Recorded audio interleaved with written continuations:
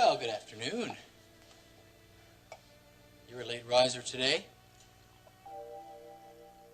You're usually up a little earlier.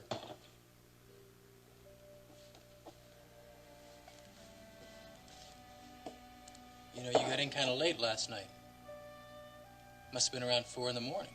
Was it? Yeah, it was. Billy Joe ever show up?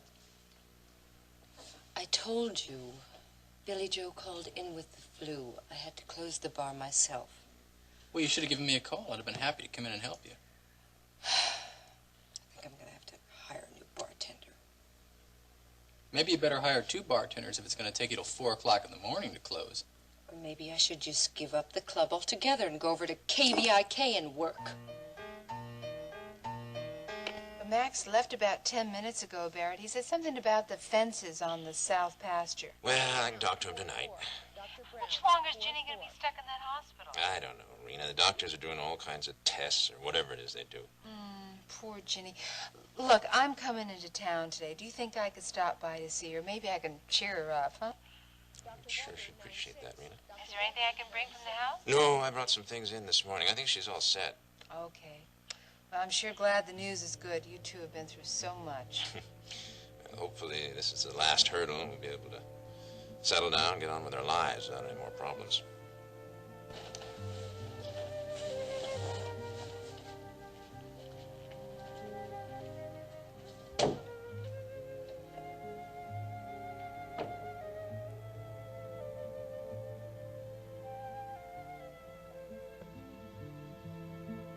Why don't you tell him that you're pregnant? I can't. Keeping this secret from Barrett is taking a terrible toll on you. I need more time. It's been going on long enough, honey. When I do tell him, I have to be prepared to lie to him about this child being his. Why not tell him the truth? Because it'll destroy him. And your living with this lie is going to destroy you. Honey, he lived for 5 years in a prisoner of war camp. But he's just now learning to put that behind him. Yes, and he accepted your relationship with Ryan. No. He said he understood it and he'd forget it. But I don't think it's possible. If I tell Barrett that I'm pregnant with Ryan's child, he just couldn't take that. I know he couldn't. Instead, you will live with the lie and destroy yourself.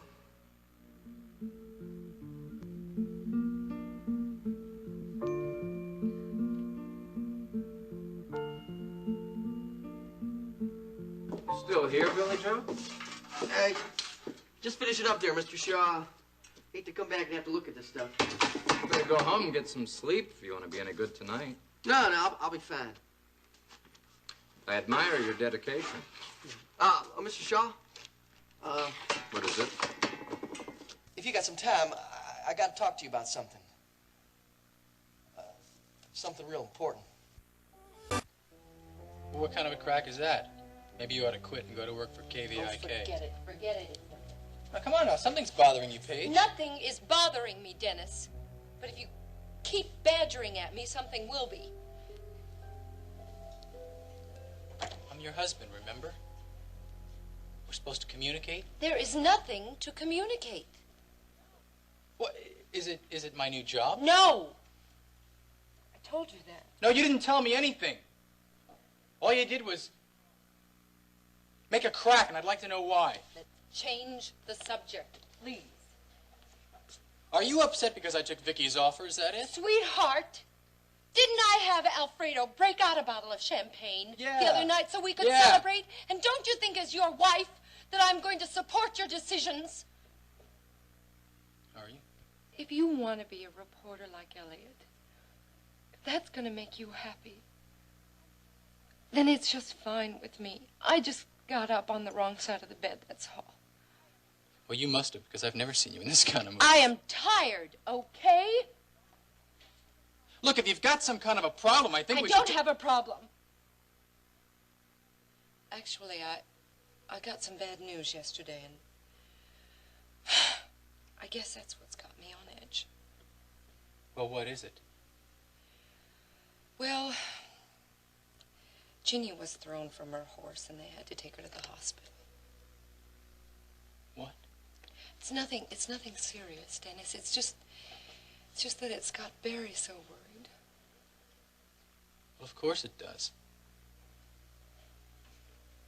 Look, Paige, why didn't you tell me about this before? Well, I didn't want to bother you. You've been so busy. No, with it was the never that galleries. busy. Still, I just didn't want to bother you with it, especially if it ended up being nothing. So you've been at keeping all. it inside of yourself. Look, I want you to feel that we can share these things together. I do. Really. Actually, I feel better just having talked to you.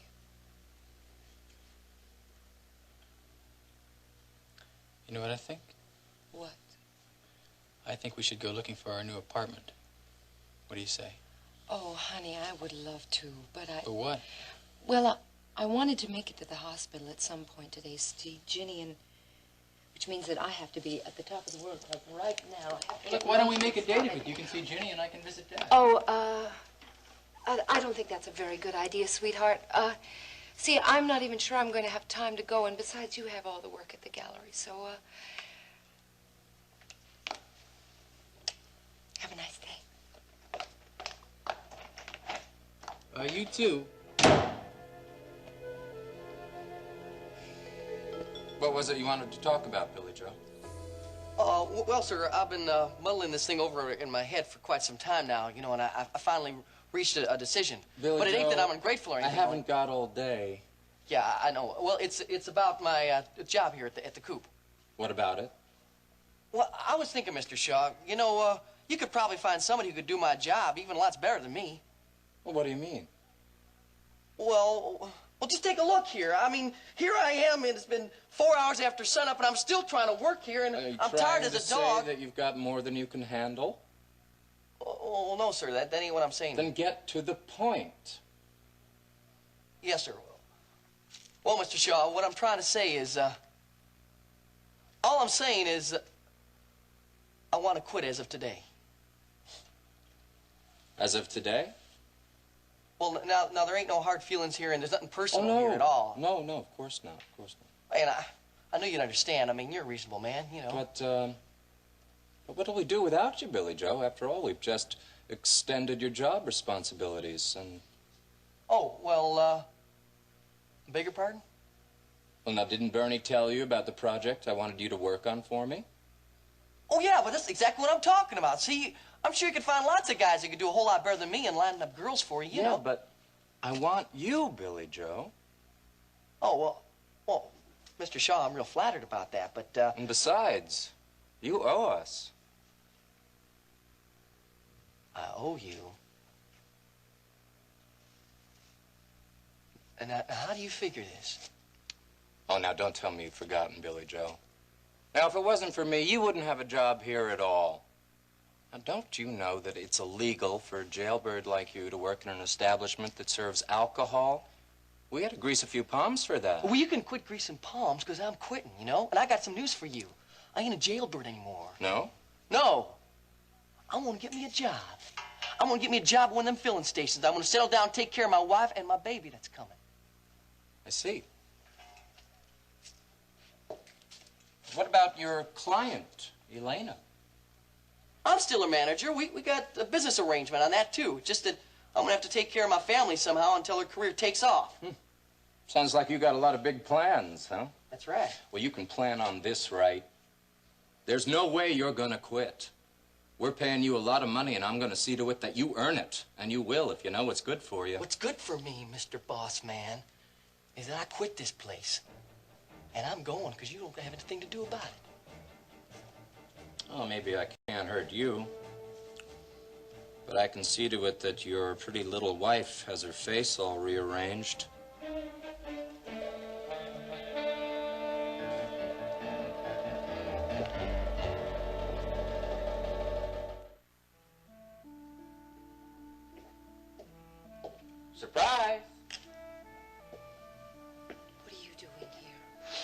Well, I was worried about you. You stormed out of my office last night before your little movie was over. Shh.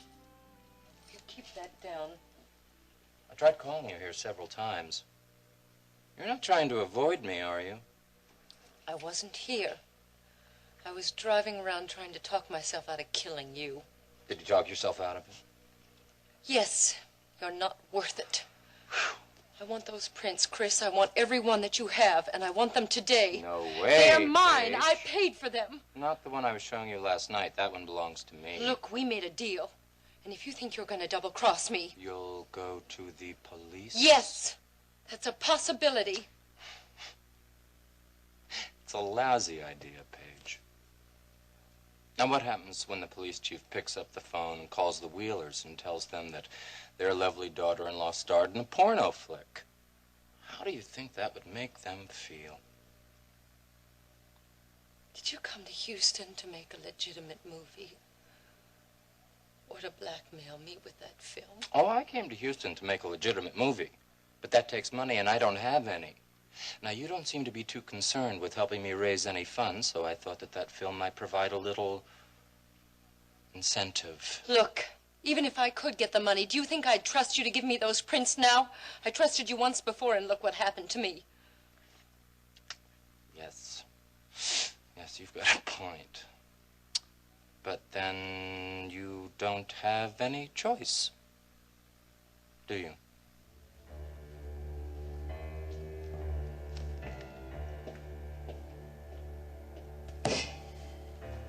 Hi there, Billy Joe. Hi, Lena. Well, what's up? You sure look down in the dumps. What's the matter? Oh, ain't nothing the matter. I'm just fine here. There's nothing bothering me at all. Oh, yeah? Billy Joe, you have got to be the worst liar in the world. Well, maybe I am, but I'm feeling fine. See? My Lord, the worst has happened. You have been knocked silly by that punch that Ricky landed on your face yesterday. No, I am not. Now, come on here. Your brother couldn't hurt me if he tried. Oh, sure. That's why you ended up out cold on the floor. I slipped. That's how he got that lucky punch in there in the first case. Come on, you saw the way he snuck up on me. Whatever you say, Billy Joe. Look, just come here and pick on me. Is that it? Huh? My, we're jittery today, aren't we? Well, if you prefer, maybe I'll just leave you and your bad temper alone. Oh, no. No, I'm sorry, honey. I've been working all night here. I'm just so tired. Well, you want me to finish up for you? No. I can take care of it. It's this place here, man. These darn places that go all night like this, they're not good for you or me. Well, it's too bad that you can't quit the way I do. I mean, I just do 2 sets and I'm through. What are you doing back here anyway? Well, Andy wanted to rehearse a new number, so I thought I'd stand by here early and see how you're doing. Oh, yeah? Yeah, well, I wanted to make sure that you were okay after yesterday. Elena, I'm okay. I keep telling you I'm okay. Well, how come the more you say it, it doesn't sound true? Well, wait a minute, man. I give up. You keep on telling one thing, but they go on believing whatever they want. Oh, wait a minute, Billy Joe. Now, when I took you on as my manager, we made a pact. No secrets, remember? Yeah, I remember. All right, so unless you're not my manager anymore, what gives?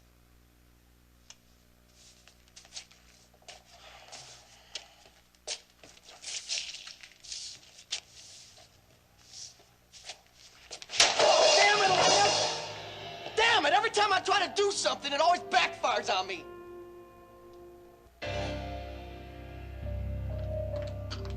Paige. I'm surprised to see you here. I never thought you were that interested in Ginny. I'm not. I came here to see Barry. Which means you want something from him. That's right. Is he here? He's in there with Ginny. Thank you. Paige, don't go in there. Let them have some time themselves. You can sit right here and wait.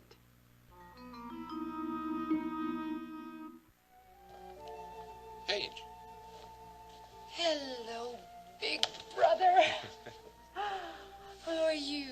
Hey, what happened to Grandma? Oh, she went down to the gift shop to see some volunteer ladies that she knows. Actually, I don't think she was very happy to have my company. Well, I know Ginny will be. Unfortunately, you have to wait a while. I just got kicked out myself. Is she all right, Barry? Oh, she's, her ankle's bothering her, so the orthopedic man is taking a look at it. Gosh, I have to get back to the club. Well, I'll tell Ginny that you were here.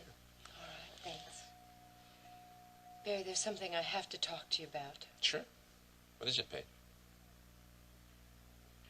Well, I was wondering if it was possible if I could borrow some money from you. No, wait. I need a lot more than you've got in your wallet. Well, how much? I think that the bank would give you a loan, don't you? You see, I have a chance to get my film career going again, Barry, and I need some financial backing. You're talking about more than I have in the bank. Yeah, but don't you think you could get a loan? No, wait a minute. Hold on. Let's back up a little and talk about this. Okay. When I was in Hollywood, Dad was financing a movie. I had the lead in that movie, Barry. Yes. And it would have made me a star. I know it. But then that damn revolution came along in that miserable country that caused Dad to go bankrupt, which in turn caused my career to go down the drain. It caused Dad's death, Paige. I'm sorry. I'm sorry. I didn't mean to sound so selfish. I understand your desire to take advantage of an opportunity. You know, I've wanted to be an actress since I was a little girl, Barry. Movie star. That's what you dreamed of being. You think I'm wrong? I don't begrudge anybody a dream. And if there were any way that I could help make your dream come true... Can't you talk to Mr. Peterson at the bank? Well, he gave me a sizable loan yesterday to purchase more horses and cattle. I'm afraid I'm way over my head now. Maybe next year... Next year's too late. I need the money now. What about Dennis? Oh, all his money is tied up in trust funds. Alex Wheeler, he's got money to burn. He's always looking for investments. No. Dennis isn't getting along with Alex or his mother right now. He would be furious with me if I asked for help. Does Dennis approve of your being a movie star? He doesn't know about it yet. Paige. Well, he's your husband. There's no point in telling him if I can't pull it off, Bear. And then it'll be too late for him to object. He wants whatever makes me happy. Sweetheart, we're not talking about a new dress or a piece of jewelry. A movie career is going to change your lifestyle. Now, that's too important for you to... If I can't borrow the money, Barry, then I can't make the movie. And it doesn't matter anyway. If there were some other way that I can help... Just don't mention it to anyone, okay? Sure. Sorry to disappoint you, sis. Oh, it's not your fault. I'll work it out somehow. Dr. Kenner, 4-4. Dr. Kenner, 4-4. Well, what is wrong, Billy Joe?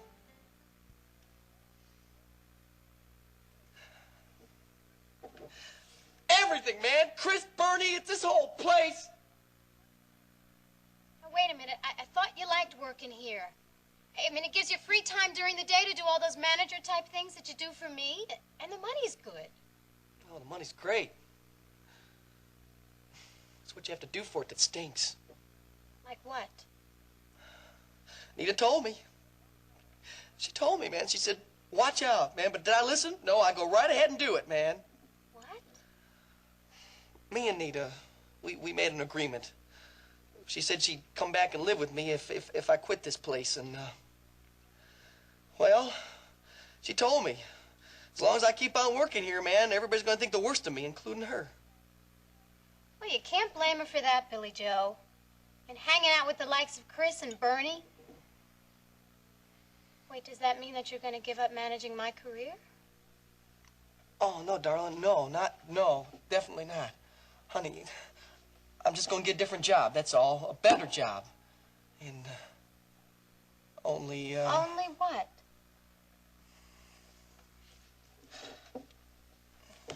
I can't quit it now.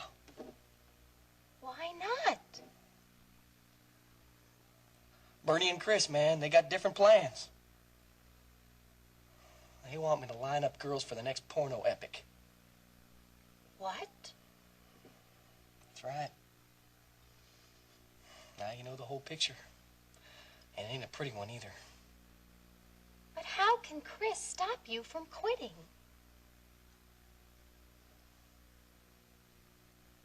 By threatening to hurt Nita if I do. No. No, he wouldn't do something like that, would he? In a second he would, sugar. That dude is serious. He'd do it in a second. Thank you for the flowers. They're lovely. That was really sweet of you. Well, I was getting nervous sitting in the waiting room. I decided to get some exercise, so I walked down to the flower stand in the corner. Have you talked to Courtney at all today? No, she passed me in the hall earlier, but she didn't have time to stop. She's probably on her way to the clinic. I should get a chance to talk to her this afternoon sometime. Strange, though, you know. I can't seem to get any of the medical personnel to talk to me. I'll talk to you. No, I mean about your condition. They haven't told you anything, have they? As a matter of fact, there is some news, which accounts for the terrible swings in mood I've had lately. What is it? I'm pregnant. Are you sure? The doctors are. Is that good enough? Oh, Jenny. Oh, that's wonderful. That's the best news I've ever heard. Well, I was going to tell you earlier, Barry. You know, you did the same thing when you were pregnant with Steve.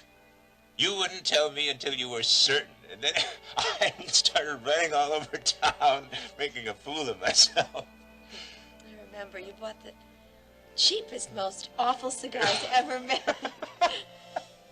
I'll go first class this time. Oh. I can't think of a better way for the two of us to start our lives over again than with a baby. Can you?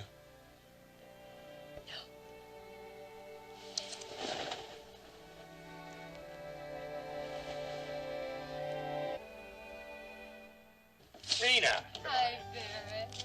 How are you feeling, honey? Oh, much better, Rita, thanks. I do feel a little silly being here and taking up bed space with a sprained ankle. You have a concussion, too, honey. That's why Court wants to keep you here. Just called Max. Told him the good news. What good news? Didn't Grandma see you out there in the waiting area? No. Well, I'm going to be a father. For the second time. My beautiful Ginny's absolutely and positively pregnant. Oh. Isn't that wonderful? Oh, Barrett, that's marvelous. And if you'll excuse me, I'm going to go out and buy some good cigars to pass out to the ranch hands. And anyone else who happens to come along. Will you see to it that she stays put and takes it easy? Mm-hmm. I'll be right back.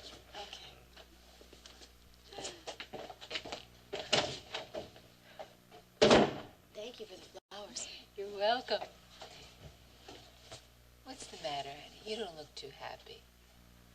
Oh, my ankle's throbbing, my head aches. Every bone in my body hurts. You've been thrown from a lot of horses, Rennie, you know what I mean. I sure do. You're not afraid about having a baby now, are you? I mean, I would be. No. It was easy delivery with Steve, and I'm sure this pregnancy will be even easier. I've never seen Barry look happier. Well, learning that you're going to be a father is a very special experience for a man. Yeah, Max is just dying to start a family real soon. He says he wants to have a son to carry on the Dekker name. And you? What do you want?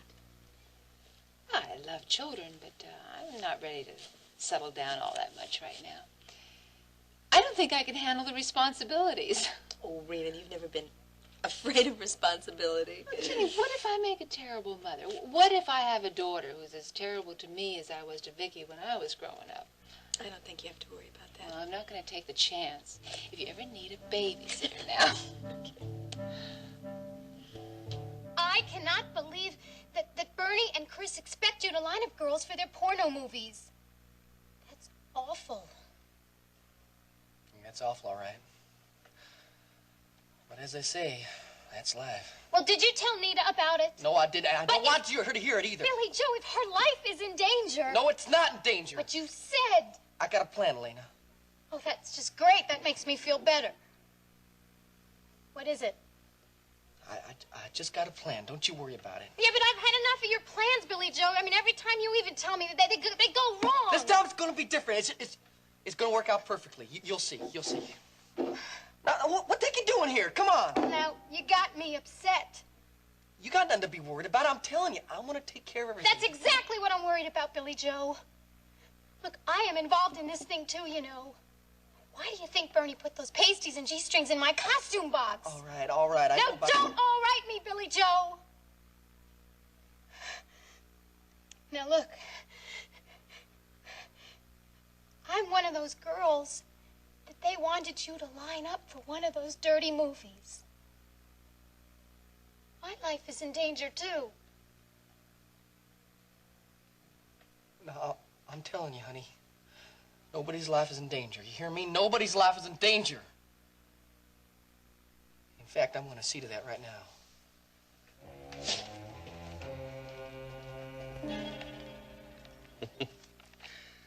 Crosswords. I'm very touched you remembered. How could I forget? I mean, you're the one who got me hooked. Oh, yes. It's our old Sunday ritual. Two of us sitting down and doing those interminable crosswords. You remember when you used to pretend not to know the answers? Just to make me feel smart? You are smart. And very thoughtful. Thank you. I've often wondered where your thoughtfulness comes from. Certainly not from me. Or your mother. Oh, I'm surprised Iris hasn't come to see me. Yeah, well... What's wrong? Trouble on that front? You know how Mom gets sometimes. Yes. I do know how she gets. Hey, come on, Dad. Let's talk about something else. Like when they're going to let you out of here. Well, from the looks of things, no time soon. Why do you say that? Well, I went to take a walk yesterday, and lo and behold, what should I find but a guard outside my door. You mean they won't even let you go for a walk? Oh, no, the guard and I had a very nice walk down to the garden and back. That's not what I mean, Dad. Look, that's going to change. If you want to go for a walk from now on, I'll go for a walk with you. Anytime you want. I suppose I'll have to stand trial for attempted manslaughter.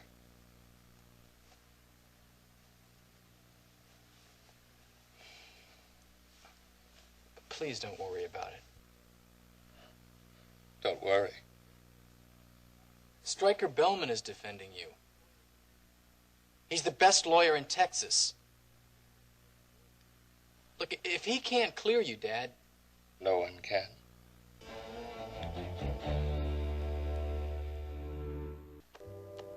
Who?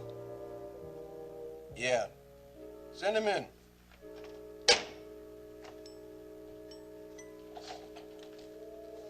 Hey, Detective Donovan, how you doing? Good to see you again. You remember me, don't you? How could I forget an ugly face like yours? What's up, Wright? Well, I just came by to visit my old buddy. Yeah? You got many good buddies that tried to lock you up and throw away the key? Hey, now, wait a minute. I understand all that. You guys are just doing your job, that's all. Oh, come on, Wright. I know this isn't a social call. No, it ain't. But hey, that was real smart of you, the way you figured that all out. I guess that's why you're a cop, huh? Look, get to the point and get out of here. Well, the point is, Lieutenant Donovan, that I got a proposition for you. Now, just let me pull up a chair here and I'll tell you all about it.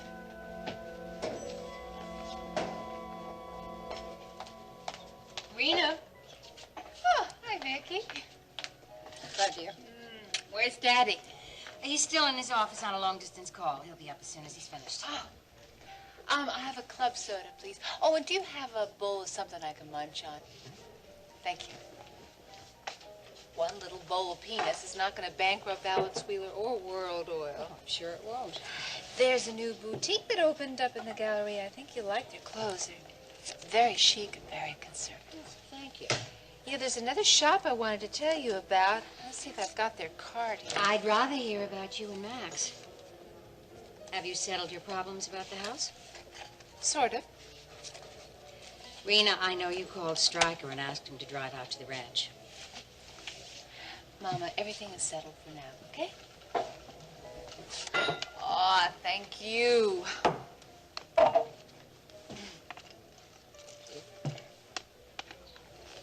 Have some money. They're the best used. Rena, why are you trying to avoid talking about Max with me? Is that what I'm doing? I'm sorry. I guess it's still new to me, this business about talking things over with you. It makes you nervous. I won't push you, honey. I'm not nervous. I'm just not used to it. Do you think they have some guacamole with this? I don't know.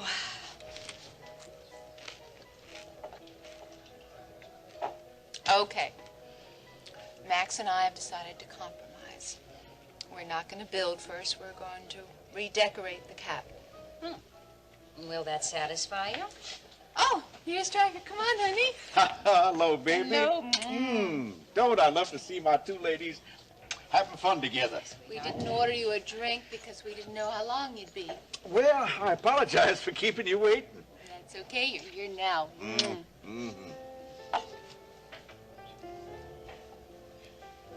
Get to the point, right? I'm a busy man. Well, if you're a little busier cleaning up the filth in this city, I won't have to come in here in the first place and waste your time. Does it have something to do with the chicken coop? Yeah, it has to do with the guy I'm working for. Bernie Stokes? No, his boss. Chris Shaw? Well, yeah, but how'd you know about him, man? He's only been in town a short while. He has an office there in the coop. And he comes from Hollywood, where he was a porno producer trying to turn legit, right? Well, I don't know about the legit, but you got the other part just fine. Matter of fact, that's what I came here to talk about. So talk. Who's stopping you? You'd like to put Chris Shaw out of business for good, wouldn't you? It just so happens I know how.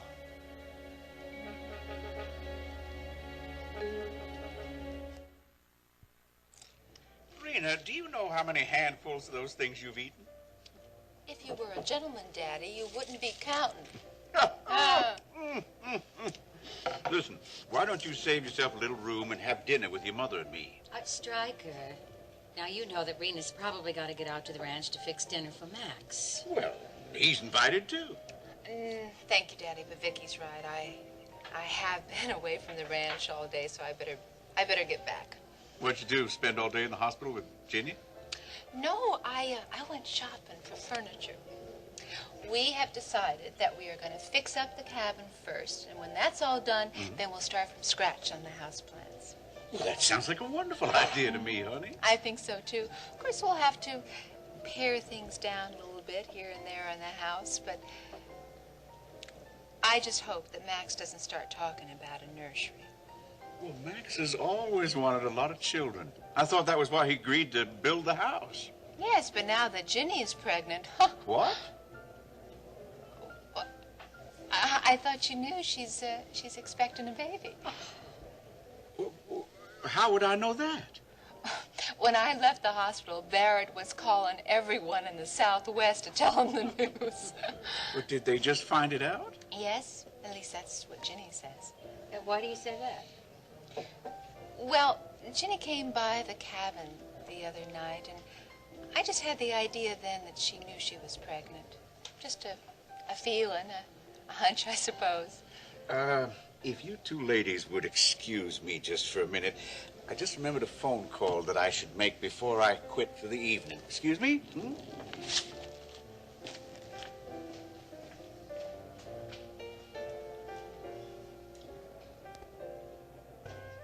Oh, you're home early. Not early enough for me. You look beat. I asked Alfredo to take the club for me tonight. Good for you. Hey, listen, why don't you come over here and sit down and put your feet up, okay? Dennis, No, I'm come afraid on. if I sit down, my eyes will close and I won't be able to wake up till Well, Monday. don't worry about it. I'll wake you up, okay? Come back.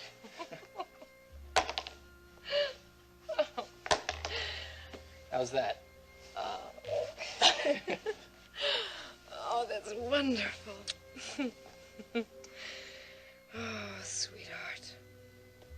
What would I do without you? Don't answer that. Well, it's a moot point anyway. You've got me. I love you. Please tell me we'll be together for a long, long time. Don't you know that already? Yeah. Sometimes I get scared. Don't be. You know, if it'll reassure you, I went to look at apartments today. For us. I saw one I liked. I'd like you to take a look at it as soon as you get a chance. I'll try to work it into my schedule, okay? Hey, did you get a chance to see Ginny today? Oh, no, I went to the hospital, but she was so busy with Tess and I couldn't wait, so. But Barry called later. Guess what? What? She's pregnant. Pregnant? Yeah. That's fantastic. You know, Isn't that nice? you know, if I'd have known that, I could have stopped into her room and congratulated her when I was visiting Dad. Oh, how's Elliot, honey? He's better. Does he have any idea what's going to happen to her? No. And he's worried about that. You know, it's a good thing I visited him. He needs me now more than ever. Does that mean that you're going to make a habit of visiting? I think so. He needs cheering up. Well, he must have been happy about your KVIK job. I didn't tell him. Hey, look, how would you like a drink? I was just fixing one myself. I'd love one. I know. Why don't I go upstairs and change into something More comfortable. Mm-hmm. What do you think? Fine. Oh, sweetheart, you know, some cheese and crackers sounds great. Would you mind making them? No, I wouldn't mind, but the refrigerator was empty. You know, I was going to go to the market, but I found myself with $2 and the banks are closed. Oh, honey, I cashed a check at the club tonight. Take a look at my purse. You can have anything you want. All right. I'll be down shortly.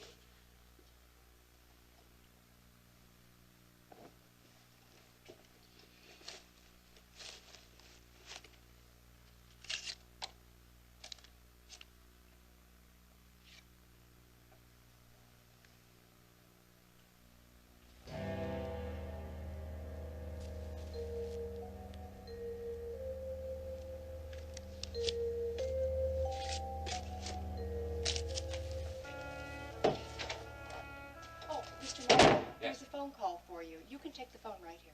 Oh, thank you. Hello? Barrett? Stryker, I was just going to call you with the good news. Yes, I already heard. It's wonderful, Barry. Listen, I've got to talk to you. Well, sure, I got time. No, not now, not on the phone. Could you come by my office first thing in the morning?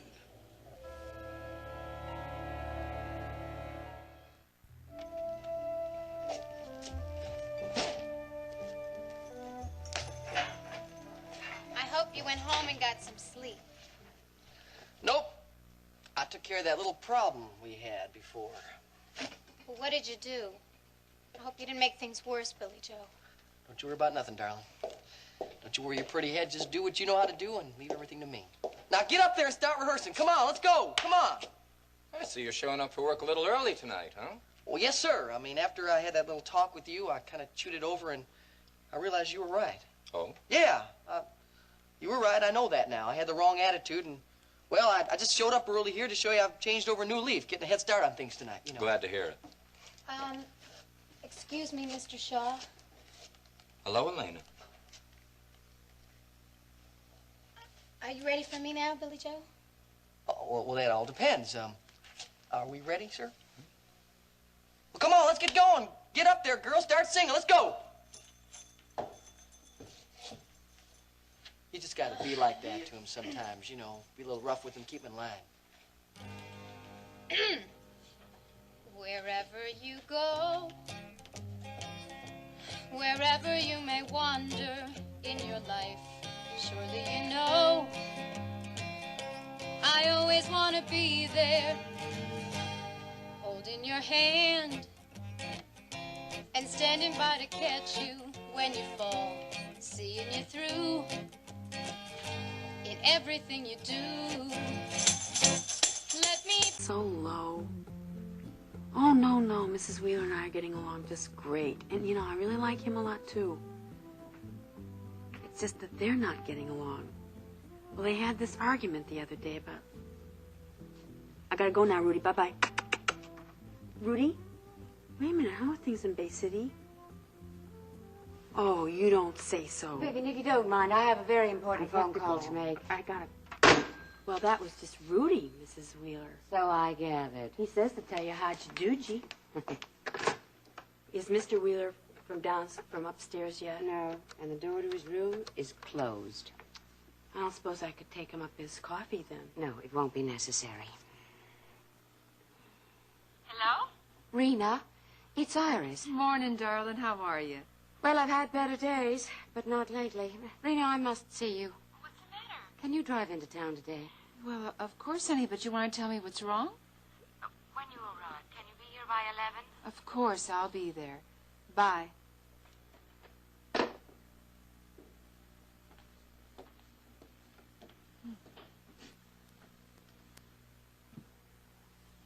Iris Wheeler? Yes.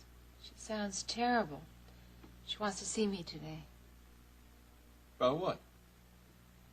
She wouldn't say.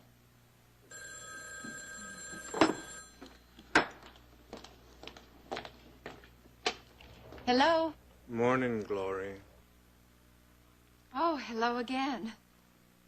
Hello again. What can I do for you now, Iris?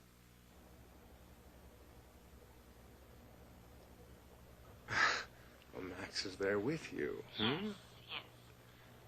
How is he? Fine.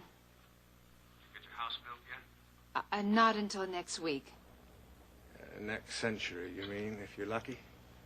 Really kicked up a fuss about that mini estate of yours, didn't he? Iris, I really have to get off the phone now. I'm not even dressed yet. You have a real full day planned ahead of you, Rena. Well, I have to go to the hospital to see Ginny. Oh, when? I'm not sure. Probably sometime before 12. Kate said that Ginny usually takes a nap about 1 o'clock right after she's had lunch. I'll see you there. Shall we say 11:45? No, that's a terrible idea, Iris. I think if you really... Oh, right, Iris. If that's what you want. Bye-bye.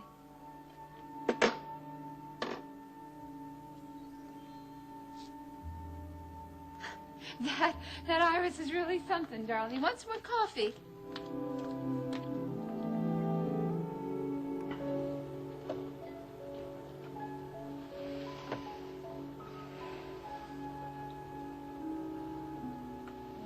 I didn't hear you come in.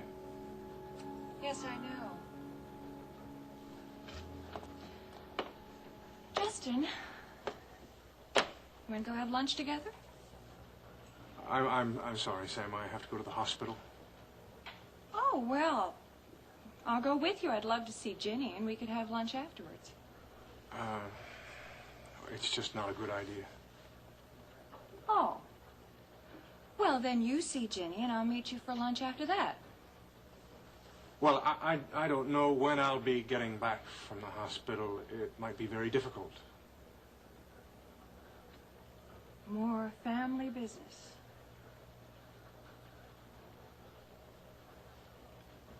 Justin, after you've seen Rena, why don't you just stop by the apartment and pack your bags?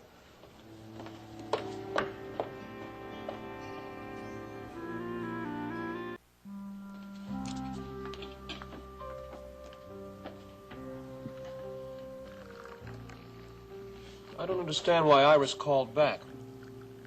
What did she want with you again? Well, she just had another idea, honey. Gonna let me in on it? Well, she thought that as long as I was going to be in town, that I might as well have dinner with them and stay overnight. You're invited, too, of course. Is that what you meant when you said it was a terrible idea, that you didn't want me joining you for dinner? Max, what a terrible thing to say. Well, what did you mean when you said it? Well, we were talking about this restaurant that Iris wants to try, and I said that I thought it was a terrible idea because I heard that the food was no good. Well, I didn't hear you say nothing about food. Oh, Max, for heaven's sakes, why are you carrying on like this? She knew what I meant without spelling it out to her. Okay, forget it. Anyway, if you're going to be working all day, you're not going to feel like driving into Houston just for dinner, will you? No. So, it's settled. Because I'm not going to go without you. Maybe we can have a nice, quiet dinner here, just the two of us. Okay?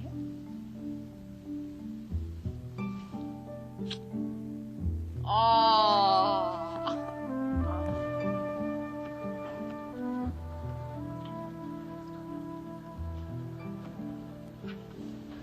Sam, are you all right? Oh, I'm sorry, honey. I didn't mean to startle you. Well, that's okay. Are you ill? No, I'm fine. Well, something's the matter. Well, it's Justin. I asked him to pack his bags and moved out of the apartment. Did you have an argument? No. I wish we had, though. Then maybe I could figure out where I stand on a few things. A few things or one thing in particular? One thing in particular. I thought so. Actually, I do know where I stand with Justin. Do you love him, Sam? Oh, yes. But he doesn't love me. Not enough, anyway. Because of Rena? I'm coming! Oh! How are you, honey? Oh, Miss Cook. I mean, Miss Dekker. It's the first time I've seen you since you came to Houston. I know. Well, how do you like the place? Oh, I think it's great, except that you can't keep your name straight. Well, you certainly got here fast enough. I didn't expect to see you for another hour or so. I want you to know that I practically broke my neck trying to get here because I've got so many things to do today. We'll get right down to business. Come on, sit down. Where's Alex? He doesn't leave for the office this early, does he? Alex? No. Something wrong? Oh, Vivian, why don't you make us some fresh coffee? Coming up.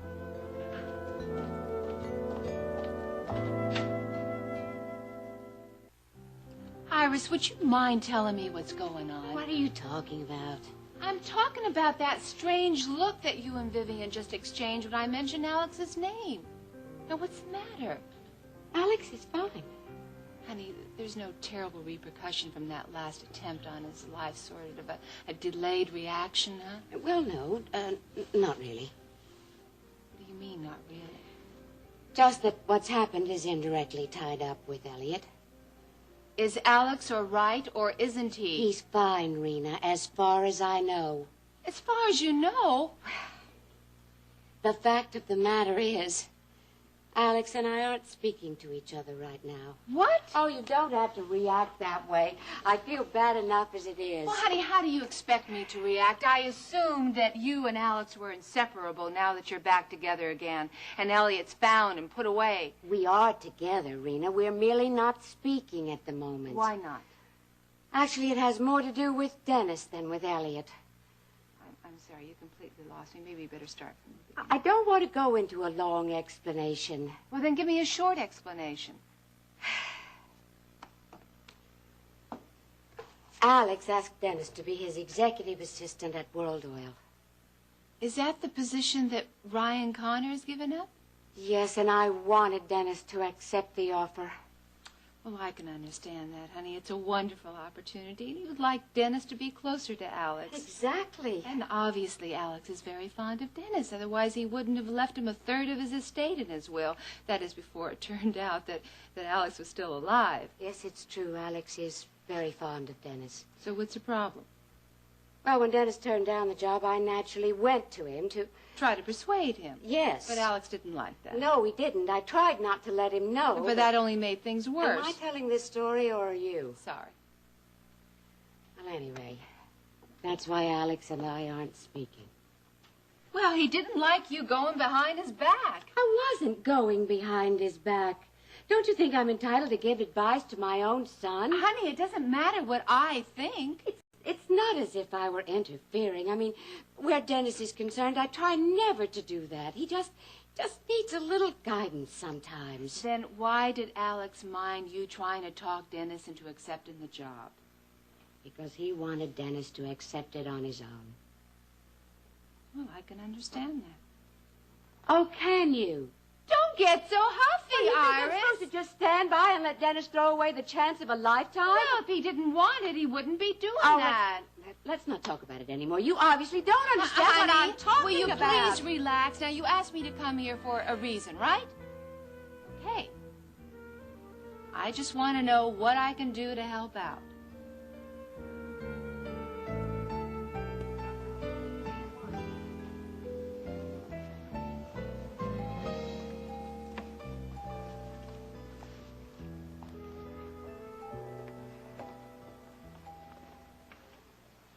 You still here, Justin?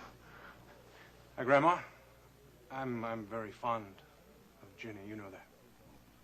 Well, don't you have to get back to the office? Well, I wanted to talk to Barrett about a few things first. That is, if I can get him off the ceiling long enough to be able to talk to him. He's been so excited about Ginny's being pregnant. I hope I'll be able to make him concentrate on something else. Well, he canceled an appointment with Stryker this morning. Why did he want to see Stryker? I didn't ask. It's no more my business than it is yours. I'm just being curious, Grandma. Well, are you going to stick around for a while? Not too long. No, I just want to be here long enough to speak with Courtney. About Ginny's condition. No. I know how Ginny is. I just want to have a little visit with Courtney.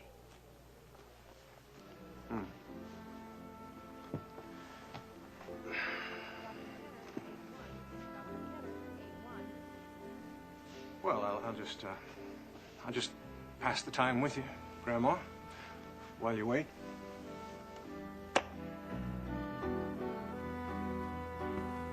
There is one thing I haven't mentioned yet about the night I sneaked out to see Dennis. Here's your coffee. Thank you, Vivian. Yes, and I'm afraid it involves you. Me? Oh, now don't get excited, Rena. Sit down. Vivian felt obliged to give Alex some kind of story about where I went that night. So she told him I'd gone to talk to you about a surprise birthday party for him. What? Well, she had to tell him something. Well, I suppose he... Does Alex still expect us to be planning a party for him? No, and that makes it all the better because now he will really be surprised. Oh, so you want to go through with it? I think a party is just what I need to get him out of this silliness about my having spoken to Dennis. And you want me to give the party, that's the idea. No, honey, I just want you to give me a hand in putting it together. What do you think? I think it's a terrific idea. You'll help me? Sure I will. Just tell me what you want me to do. Oh, Rena, you are a friend. Well, now, let me see. Well, to begin with, I think you should do all the inviting. I can't very well make any phone calls without running the risk of Alex overhearing me. Okay, I'll make all the phone calls. And the night of the party, I'll get Stryker to tell Alex that they have to have a business dinner together. And then when Alex is out of the house, then we can make the preparations for the party. Oh, that's good. That's good. Now, let's see. The guest list. Well, there'll be Vicky and Stryker, of course. I'll take Max and Ryan Connor and then... And Dennis. I thought you and Dennis weren't talking to each other. What makes you think he'll come? Well, that was another favor I was going to ask. Oh, no, Iris. You can't say no, Rena, because you are the only person who can do this favor for me. No, Iris, I'm sorry. Now, I'll set up the party like you wanted me to. I'll even arrange for Alex to come here, but I'm not getting involved in any trouble that you're having with Dennis. No, you wouldn't be getting mixed up in any trouble. All you'd have to do is... What? Well, just arrange for Dennis to come to the party. Oh, you mean tricking him into coming to the party? Why do you have to put it that way? Because that's exactly what it would be. You won't help me? No. But you said you were my friend. I am your friend, and that's why I'm putting my foot down. Well, what am I going to do, Rena? I mean, if Dennis doesn't come to that party, it will only be a reminder to Alex of what I did. Well, I'm sorry. I can't help you.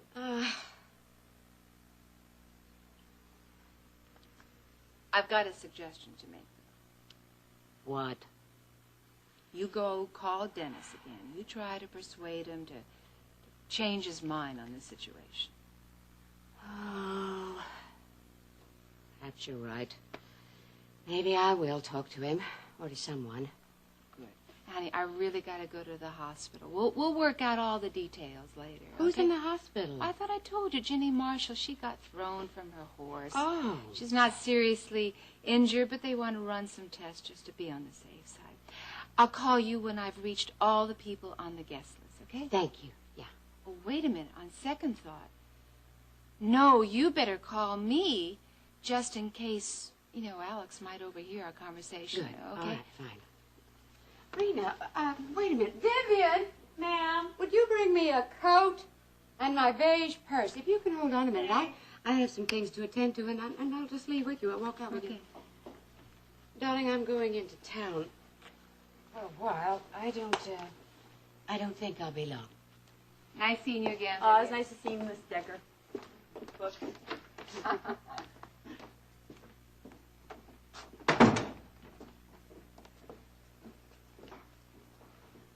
Vivian? Iris gone? Oh, good morning, Mr. Wheeler. Yes, she has. She just left with Mrs. Decker. Thought I heard someone leave. Mr. Wheeler, you cannot remain a prisoner in your own home. Come on now, sit down here, man. I want to have a little chat with you. Actually, I don't think Justin is capable of loving anyone. You don't think he's still in love with Rena? I think he's the kind of man who wants something until he gets it. And then he wants something else. What if he'd asked you to marry him? Would you have accepted? Yes. And it would have been miserable for the rest of my life. That's why I think it's better just to end it now. Oh, I only hope you don't find it impossible to continue working with him here at KVIK. Now, if you think so, Sam, just tell me and I'll let him go. Oh, Aunt Vicky, I wouldn't want you to do that. After all, he is turning into a good reporter. Well, if he's good, he can find a job somewhere else. I don't think he would leave Houston at the moment, so it wouldn't matter if you fired him anyway. What if I offered to move him to another station of ours in the Victory Network? If it were a step up for him, don't you think he'd be willing to go? Aunt Vicky, why don't you send me? What? Well, I think it would be a good change in my life, and it certainly would help me forget him.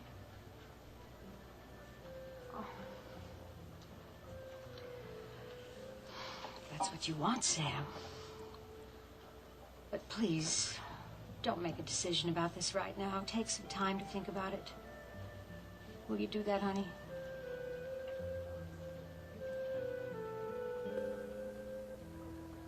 First of all, Mr. Wheeler, you've got to understand that Mrs. Wheeler meant no harm by what she did the other night.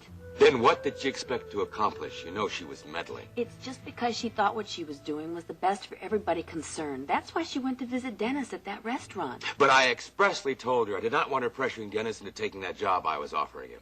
She wasn't really pressuring him. What would you call it? Well, okay, so she was pressuring him, but it's just because she thought that was the best thing for Dennis. And for you too, Mr. Wheeler. Then why did she lie to me about having gone there? Because she didn't want to upset you. No, it's because she knew she was doing the wrong thing. Oh, Mr. Wheeler, I've known Mrs. Wheeler for a really long time. She's got her faults, I know that. But she is kind, she's generous, and she's extremely loyal. And it's just that she tries too hard to protect her loved ones. Then you really believe that's what she was doing the other If night? she likes you, there's nothing she won't do for you. I could certainly testify to that. She stood up for me in a lot worse situations than this. Oh? Oh, there was this terrible mess she managed to get involved in once. We were held at gunpoint by an awful man who threatened to toss me off the terrace of her suite at the Bayview Towers. You must have been terrified. I was, but not Mrs. Wheeler, and this man was really mean to me. He slapped my face, and he held a gun to my head. What did Mrs. Wheeler do? Well, she didn't just sit there, I can tell you that. She told him she would not allow her friend to be treated that way. She called me her friend. Well, I will never forget that, Mr. Wheeler.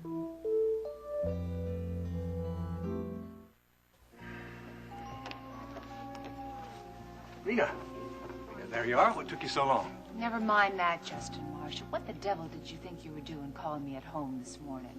Well, I figure you and Max got up at the crack of dawn. By 9 a.m., you should be bored to tears. Would you like it if I'd called you later? I don't want you ever calling me. You don't mean that.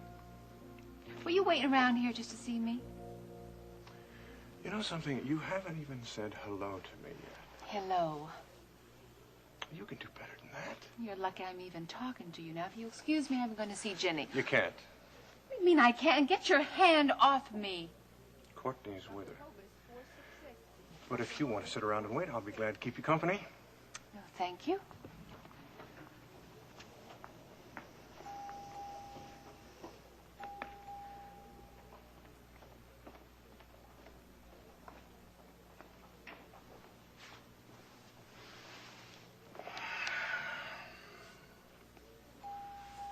And how are things out at the ranch? If you want to know the answer to that, don't ask me. Ask your family. I'm only interested in you. I just wanted to know how things were going for you out there. Things are just fine, thank you. Are you happy? Very. You don't miss Houston? No, I can come into town whenever I like. Of course, it's not as nice as when you live here. If you're trying to cause trouble between Max and me, forget it, Justin, because I'm not going to let it happen. I'm not trying to cause trouble, Rena. I'm just trying to be friendly. Will you tell Ginny that I was here and that I couldn't wait? Where are you going? Back to the ranch. Have you had lunch yet? No, but I haven't either. Why don't you have lunch with me, and then you can drive home afterwards? No, I don't want to be seen with you. Why not? We're old friends. What's wrong with a friendly lunch? Maybe another time, Jess, like 10 or 20 years from now. If you don't come to lunch with me, I'll follow you out of this hospital and say very embarrassing things to you. You wouldn't dare. Watch me. Well.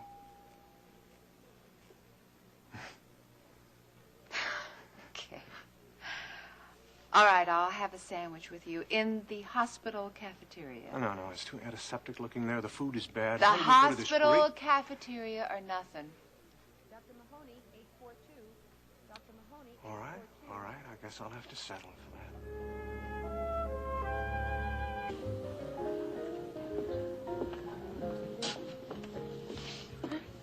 Oh, Ryan, hi. How are you Iris. today? Terry, it's nice to see you. I've come to talk to Paige. Excuse me. Okay. Yes, can I? May you what? I was about to ask you if I could help you, but I'm certain that you're quite capable of helping yourself, Iris. Was that supposed to be a dig? Just an observation. All right. Now that we've gotten our pleasantries out of the way, I'd like to tell you why I'm here. You want a table for lunch? No, I want to talk to you, Paige. May we go into your office? I can't. I'm at work. Or hadn't you noticed? Lunch happens to be a very busy time for me. Very well, then. We'll have to talk right here. Make it brief. I intend to. I've come to ask for your help, Paige. Well, that's a switch. If I recall correctly, I said something of the same thing to you the other day, and you asked me to leave your house. Perhaps I was a little hasty. Big of you to admit it. Don't gloat. It's not your most attractive expression. I suppose that you've heard that your son is about to change jobs. Yes, I have heard. We might have been able to do something about it if you had been a little more cooperative the other day. When does he start at KVIK? Oh, as soon as the gallery owners find a replacement. In about a week. Then it's all set. It must gall you to have to find out information about your son from me. As I said, I've come to ask for your help. I'm giving a surprise birthday party for Alex, and I'd like you to talk Dennis into coming. Under the circumstances, I think that might be a little difficult. The circumstances are that Dennis is Alex's son, as you well know. And Alex has a right to have his son present on such an occasion. The problem, Iris, of course, is that Dennis doesn't know that he's Alex's son. And if you try to tell him now, you are just going to push him farther away. What are you up to now? Nothing. Tangle with me, and you'll regret it. Tell me something, Iris. Why do you have it in for the marshals, huh? First you want my brother Justin arrested for Alex's supposed murder, and now you would like nothing better than to have me run out of town. I'd not only like it, I'll see to it personally if you don't cooperate. No way. Excuse me. Oh, thank you. We'll be ordering lunch a little later, all right?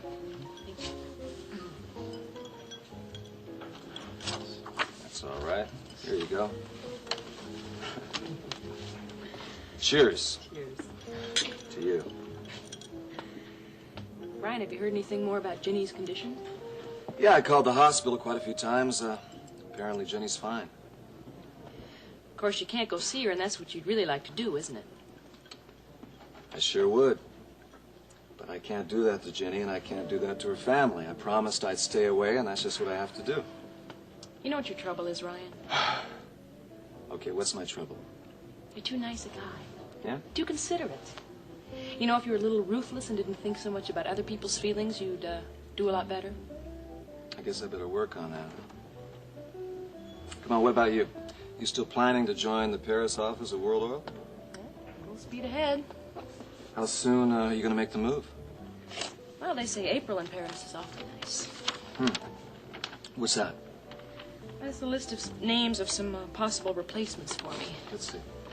You know, I can't decide whether to find someone so terrific I'd be forgotten or to find someone so terrible I'd be missed by everyone. Hey, don't worry, you're going to be missed. It's going to be awfully hard to find someone to fill your shoes. Oh, there are a couple people on that list that'll come pretty close. Terry, I thought that was you. Mind if I sit down? Oh, hello, Ashley.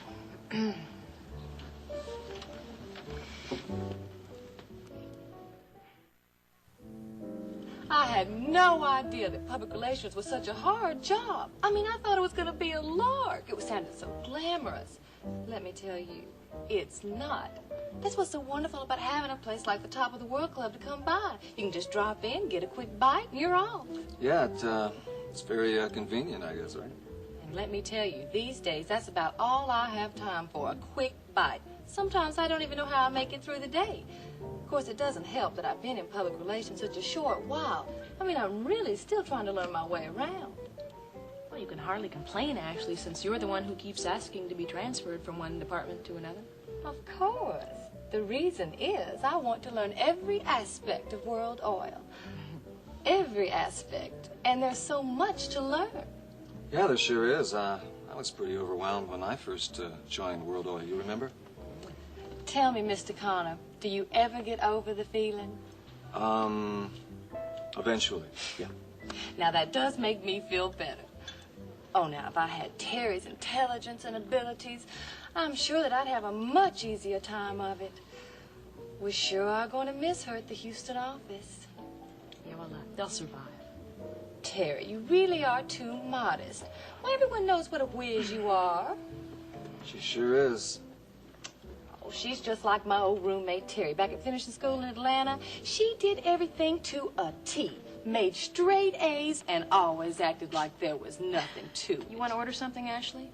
Oh, no, thank you. I've had lunch, and I wouldn't dare order a drink. One little sip, it goes right to my head. I wouldn't be able to hit a lick of a stick today. Which reminds me, gosh, I've got to skedaddle. I've got tons of work waiting on me back at the office, and I see someone I'd like to speak to. Oh, it certainly was a pleasure, Mr. Connor. Nice meeting you. Bye, Terry. Bye, Ashley. Oh, hello, Mrs. Wheeler. How are you? Fine, thank you.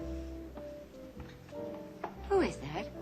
Oh, one of the girls who works at World Oil. Iris, I don't have time to sit here, stand here, and banter with you. I have work to do. I came here to talk about the situation with Dennis and my husband, and I won't be put off. Is that clear? You're wasting your time. In other words, you're not interested in Dennis's welfare. You think I'm not? Because I refuse to talk Dennis into coming to a party that you're going to have for Alex? Yes. I don't think you have his best interests at heart. You may not believe this, Iris, but I do want what's best for him. I love him. You're right, Paige. I don't believe it. What don't you believe, Mom? Oh, Dennis. Did you come here to cause trouble? No. As a matter of fact, I came here to invite you and Paige to a party. What party? A surprise birthday party for Alex that Rena DEKKER is helping me with. Well, I'm sorry, I can't make it. I'm busy. I haven't even told you when it is. Look, it doesn't matter when it is. I'm going to be busy all next week, and I'm going to be busy the week after. I see. Well, I won't force the issue, but I do hope you'll give it some thought. Look, I've given it as much thought as I'm going to give it. Very well. Look, Mom, we really do have things to do, you know. I've taken a job, and Paige and I are moving. Yes, I heard about your job. Have you found an apartment yet? Not yet. That's what I came to do. Paige and I are going to look at a number of places later today. If she can leave. Well, darling, if there is anything I can do to help. Excuse me. I have to go now.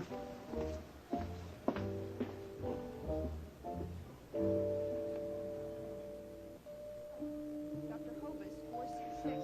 Dr. Hobus, 466.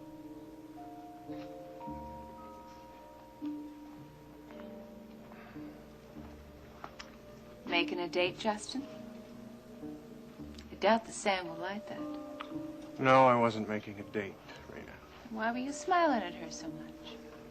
I was just asking her if she would tell Barrett and Ginny that we were in the cafeteria. All right, let's go. Oh, Get Rena. in. Justin. Hello, Kevin.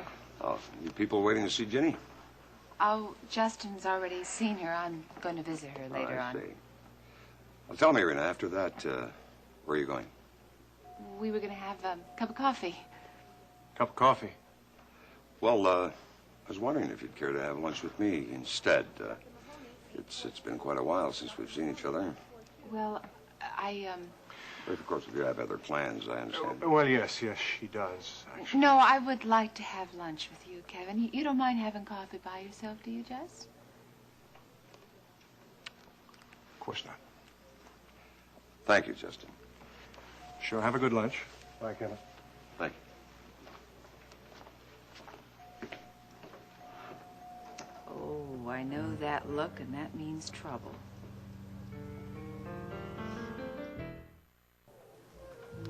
Rena, I'd like to talk to you. I thought you were taking me out to lunch. I'll, sit down, will you, please?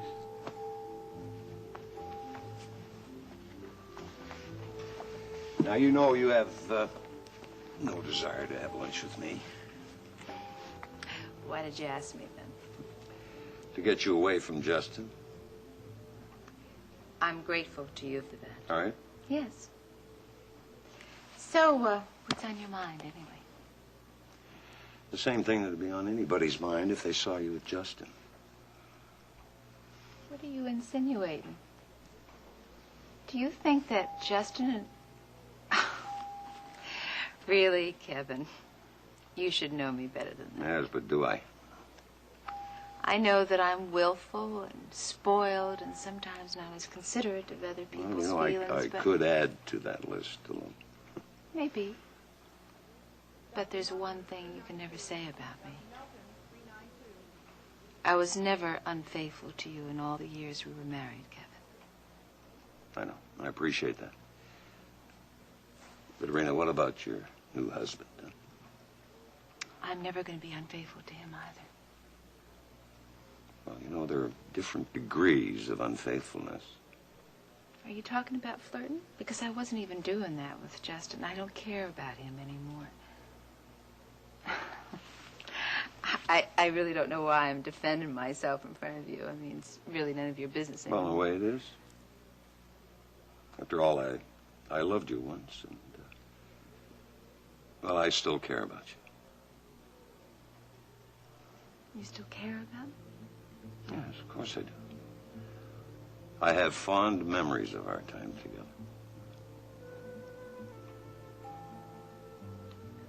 I'm glad to hear that, Kevin. I wasn't sure after all the harsh words we'd said to each other.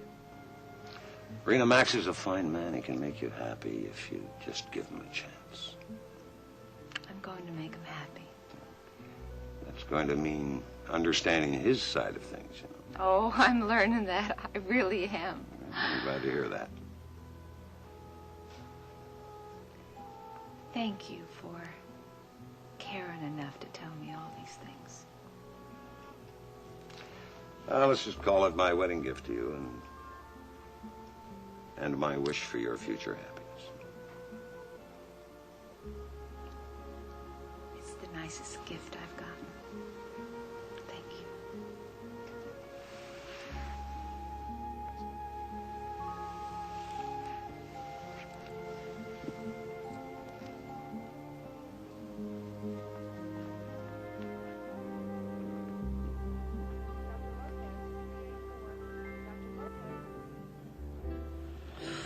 That Ashley does run on, doesn't she?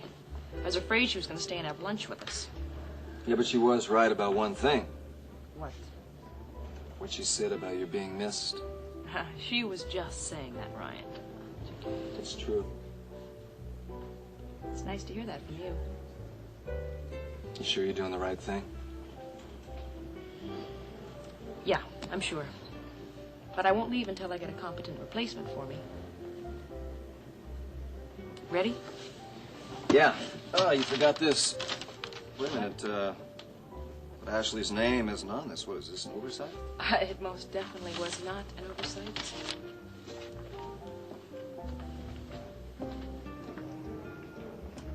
Paige, what did Mom say to you? Oh, it's not important, honey, really.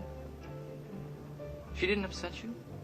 No, not really. Besides, everything your mother says just rolls right off. Yeah, well, I wish I could say the same thing. You know, I just can't figure out why she would what she really wants, talking to you like that. Well, she wanted to invite us to Alex's birthday party. Oh, come on. Under the circumstances, I hardly think she would expect us to show up at Alex Wheeler's birthday party. Sweetheart, are you really so set on not going? I don't believe you're asking me that. Is that what you want, Paige? I want to go wherever you go.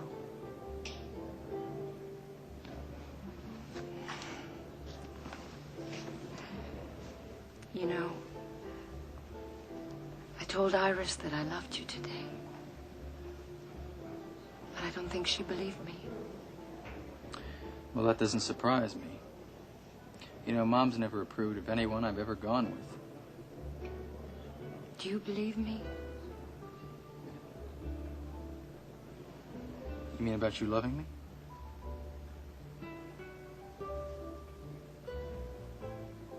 Yeah. I believe you. I hope so. Because it's true.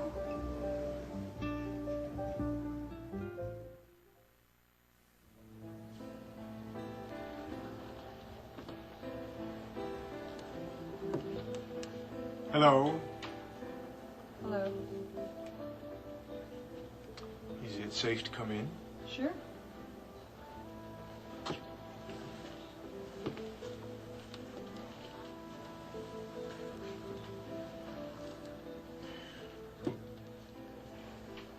Well, you seem a lot calmer than you were this morning. Oh, I'm very calm. Good. How was your family meeting? Ginny's doing just fine. Coming home soon. And Rena? She's fine, too. How nice. Sam, I've got to go over and cover the Wildcat strike this evening, but that won't take long. I can be back at the station and we can drive home together. Justin, my apartment is no longer home to you, nor would I ever drive anywhere with you. Please leave the key on my desk, and don't forget your suitcases. I packed them for you.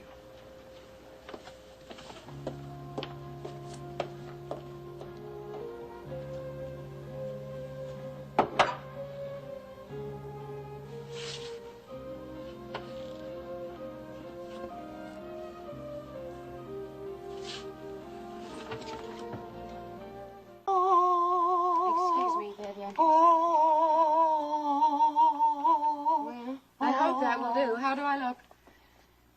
Like you're going to a funeral. Well, that's not a very nice thing to say. You asked me. I'll know better in the future. It's just not colorful like the things you usually wear. That's because I'm going to visit someone in the hospital. Who's in the hospital? You know perfectly well who's in the hospital, Mr. Carrington. But you said you never ever wanted to set eyes on him again after the awful things he did. I never said any such thing. Of course you did, Mrs. Wheeler. Remember, you said he was a dangerous criminal, not to be locked up, mentally unfit to be a member of decent society. That's exactly what you said. Nevertheless, I'm going to see Elliot for the sake of my son. Oh? At the moment, Elliot seems to be the only person Dennis will listen to. Pardon me. Wheeler residence, good morning. Oh, hi. No, I'm sorry, Mr. Wheeler hasn't come downstairs yet this morning. I could take a message. Yeah? I understand. This afternoon. Okay, I'll be sure to give him that. You're welcome. Bye-bye. What was that all about? A call for Mr. Wheeler. I know that. Who was it? Mr. Ryan Connor. Well, what did he want? He wants Mr. Wheeler to call him back about interviewing people to take over Terry Dekker's job. A replacement for Terry? I didn't know she was leaving. I guess she is, but Mr. Connor wants Mr. Wheeler to call him back in the afternoon because he won't be in his office this morning. What are you thinking, Mrs. Wheeler? I'm not sure. Oh, Vivian, you'd better go back to your cleaning. Mr. Wheeler may want you upstairs soon. I'll give you a call around lunchtime.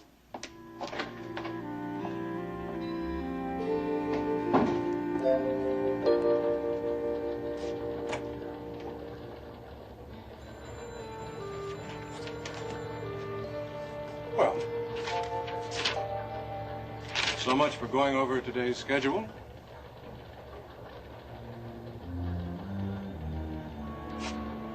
Honey?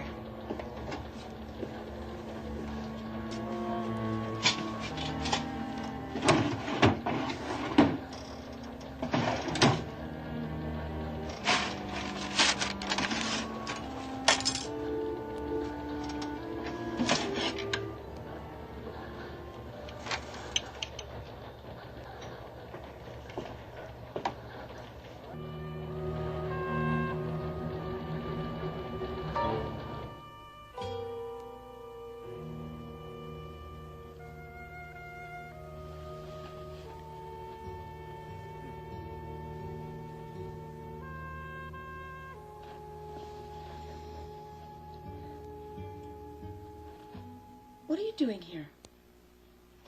Well, at the moment, I was trying to decide whether you're more beautiful when you're awake or when you're asleep.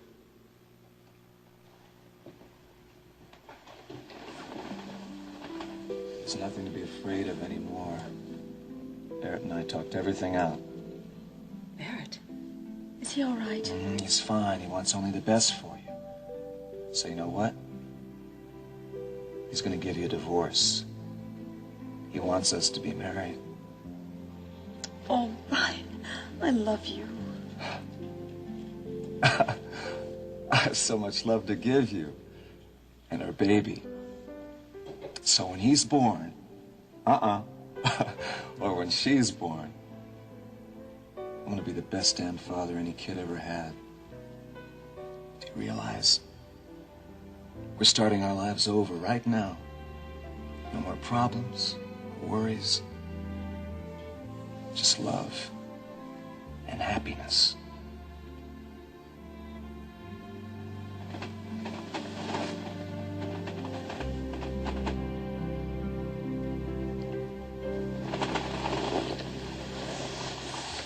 Jimmy, dear. Ryan. Oh, Ryan. What is it, Jimmy? He's not here. Oh, Lord. It was just a dream. But it was so real. Not like a dream at all. Ginny, it worries me to see you as upset as you were just now.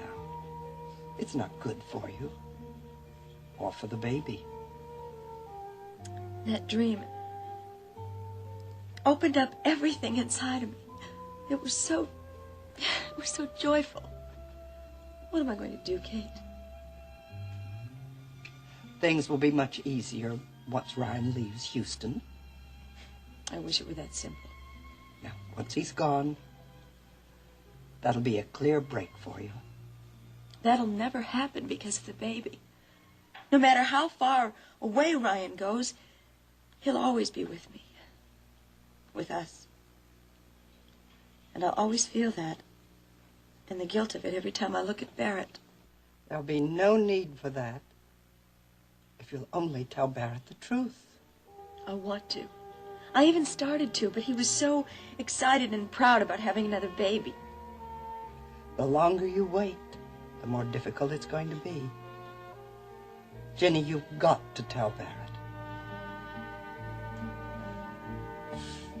Terry, I understand you're thinking of leaving us. Well, I'm not leaving exactly. I'm staying with World Oil, but I am leaving Texas. After more than 10 years of working for Alex, why? Well, it's personal. Let's just say I need a change of view. Where will you go? Paris. I'll be working in the office there. Paris? Oh, the most romantic city in the world. You must be thrilled. Yeah, I must say I like the idea more and more as time gets closer. Well, Alex will be lost without you. How will he ever replace you? Well, I don't think you'll have any difficulty finding applicants. Half the secretaries in this building would kill for my job. Oh, I imagine that's true, but do any of them have half the qualifications you do? Oh, of course they do when it comes to technical skills. The real question will be one of rapport with Alex. Exactly. Do you have anyone at all in mind? Well, I have a list of recommendations. It's just up to Alex and Ryan to set aside some time for interviews. Terry, oh, excuse me for barging in like this. I had no idea you were busy. Ashley, do you have the releases Ryan asked for? Oh, yes, I brought them with me. I've been waiting for these upstairs. And how are you, Mrs. Wheeler? I'm fine, thank you.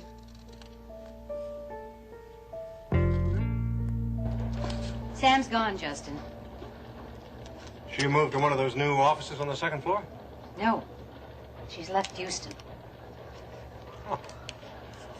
On assignment?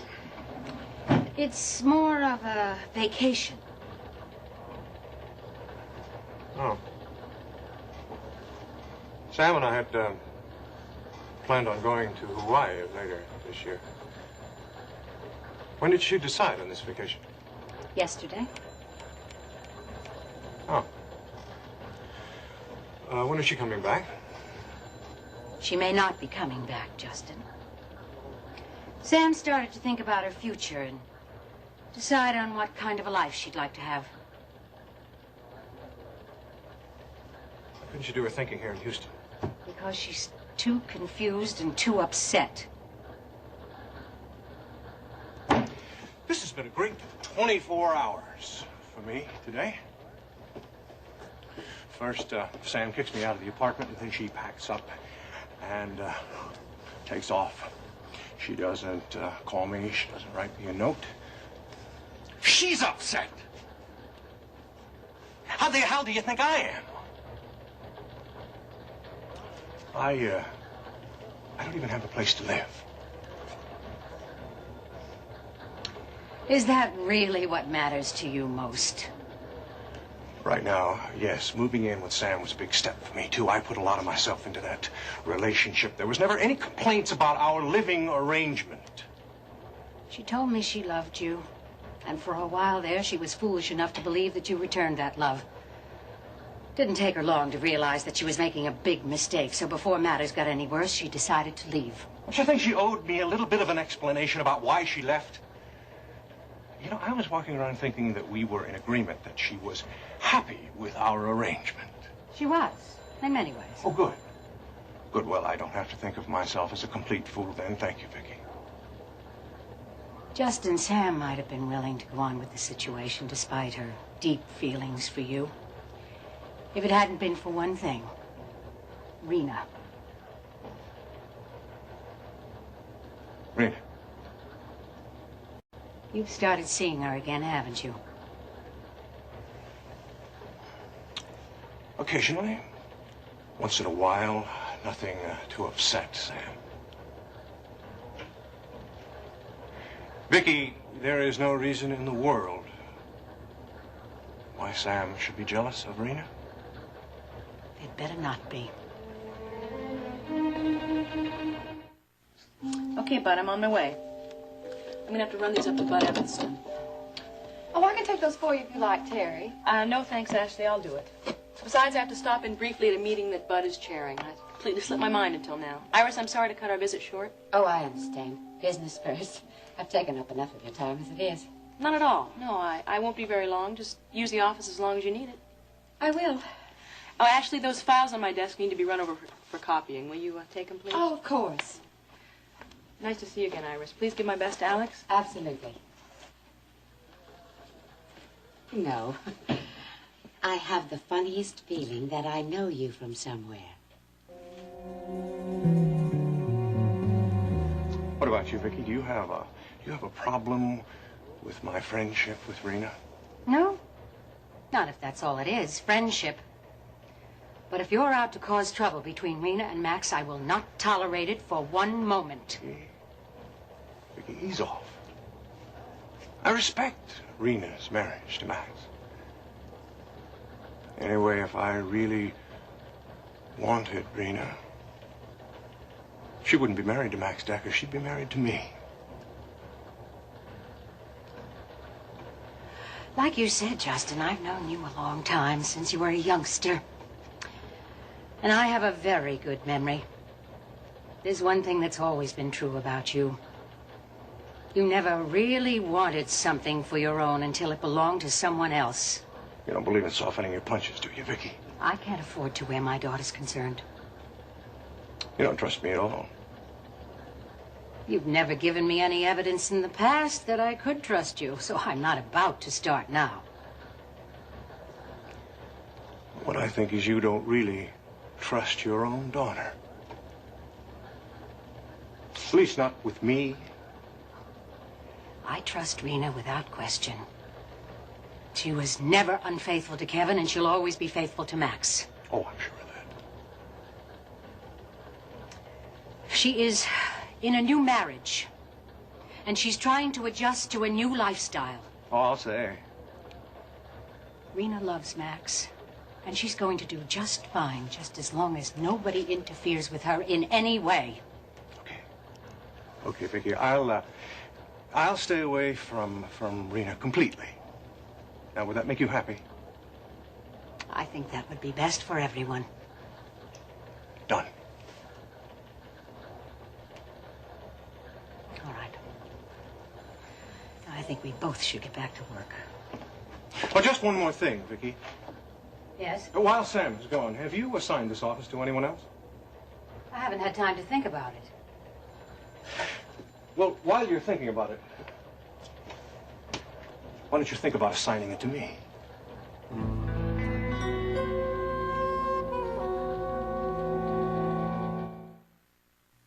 I didn't catch your full name, Ashley. Linden. Linden. No, it doesn't ring a bell. I didn't think it would. It's just that your face was instantly familiar to me. Well, I did see you yesterday at the club, though, didn't I? Yes, you did. I was on my way out, although I'm surprised you noticed. You were deeply in conversation with your daughter-in-law. Paige. Yes, I was. Now, that is Paige Carrington, right? Not Paige Wheeler? Not Wheeler. That's right. How observant of you to have picked up on that difference. Well, I just have a mind for details, I guess. I guess so. Well, it's important in a place like this to always keep your eyes and ears open for details. Yes, I imagine it is. Oh, maybe I shouldn't have said that to you, you being Mr. Wheeler's wife and all. Oh, that's all right. You can speak freely with me. Well, I guess I better get these files over to be copied. Terry doesn't tolerate delays. One more question, Ashley. Yes? Yesterday, and again today, you acted as though we already knew each other. We do. Although I'm not surprised that you don't recognize me, since I was only 14 at the time. 14? We met at the polo matches in Santa Barbara. Really? I was, with my aunt, Hildegard Finley. Hildy Finley? I don't believe it. Listen, we all sat around on the veranda having drinks. Oh, I do remember. Hildy and I hadn't seen each other in, well, it must have been 10 years. You were the little girl with the braces, all those wires. Huh? That was me. Oh, what an education that must have been for a child, listening to Hildy and me recount old escapades. I lived off those stories for a whole school term. Dear Hildy, how is she? Well, she's marvelous. Still the black sheep of the family, you know. Oh, she was that even when we were at school together. Now, that was in Switzerland, right? Geneva, a lovely old school on Lac Le Mans. Goodness. We were a terrible influence on each other. We turned that prim and proper boarding school on its ear many a time. Listen, I remember wondering why they didn't send the both of you back to America. Oh, we always stopped just short of deportation. We couldn't have stood being separated. Well, no wonder I didn't recognize you. You have changed since our last meeting. And you haven't changed a bit. I bet I could tell you exactly what you were wearing the day that we met. I remember thinking that you were the most beautiful, elegant, sophisticated lady that I'd ever seen. And I made up my mind right then and there that when I grew up, I was going to be just like you. Did you? Well, my. So you are Hildy's niece, And now you work at World Oil.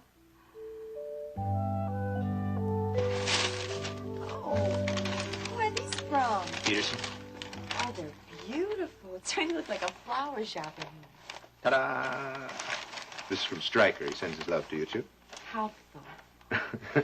Tell me about your meeting with Stryker. Did you talk about expanding the ranch? Well, we spent a little time on that, but Stryker wanted to discuss something much more important. What? A legal problem we have. See, now that you're in a family way, I'm going to have to make an honest woman of you, Ginny Marshall.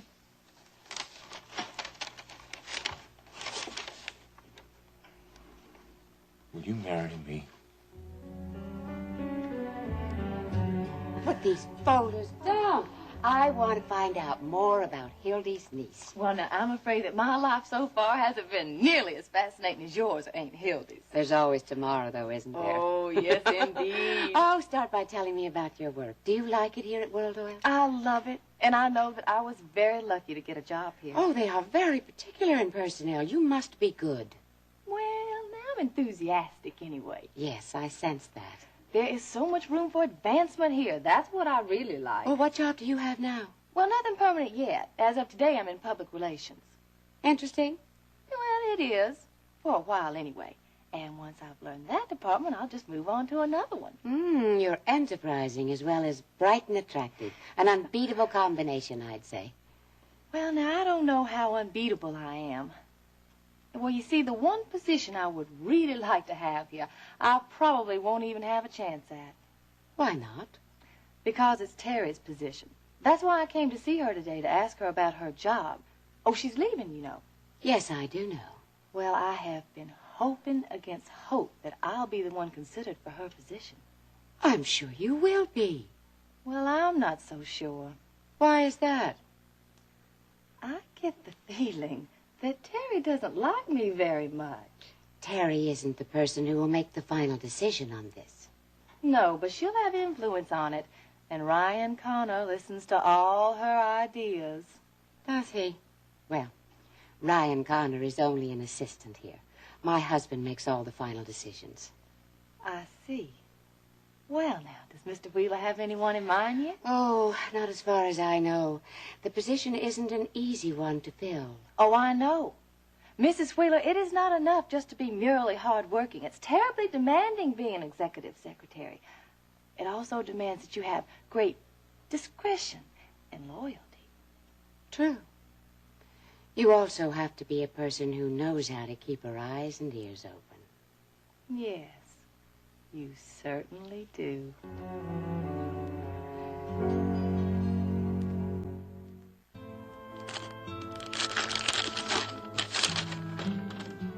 Ah, there's nothing like a good whodunit. Thank you, Vicky. You're welcome. So, Dennis has been here to see you every day. Yes, I don't know how he manages the time with his job and everything. There's always time to do the things you really want to do. I'd begun to count on seeing him walk through that door each afternoon.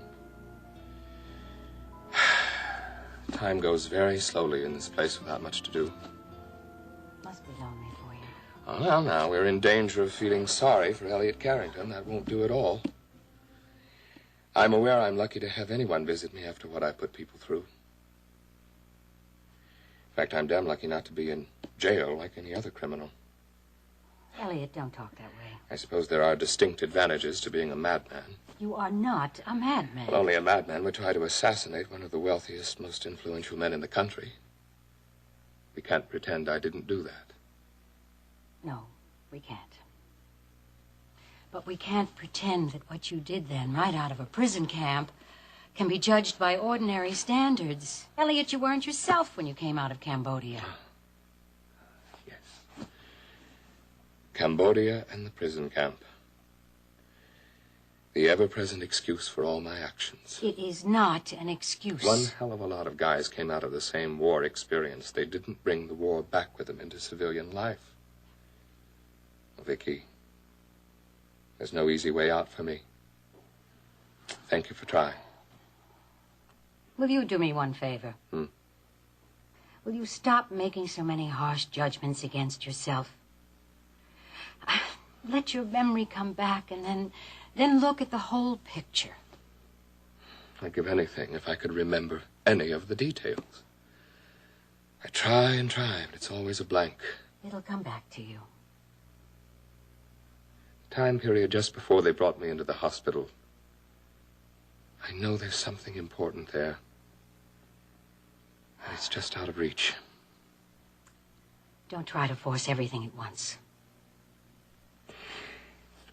Did it ever occur to you that I might be fooling myself? And everyone else? What?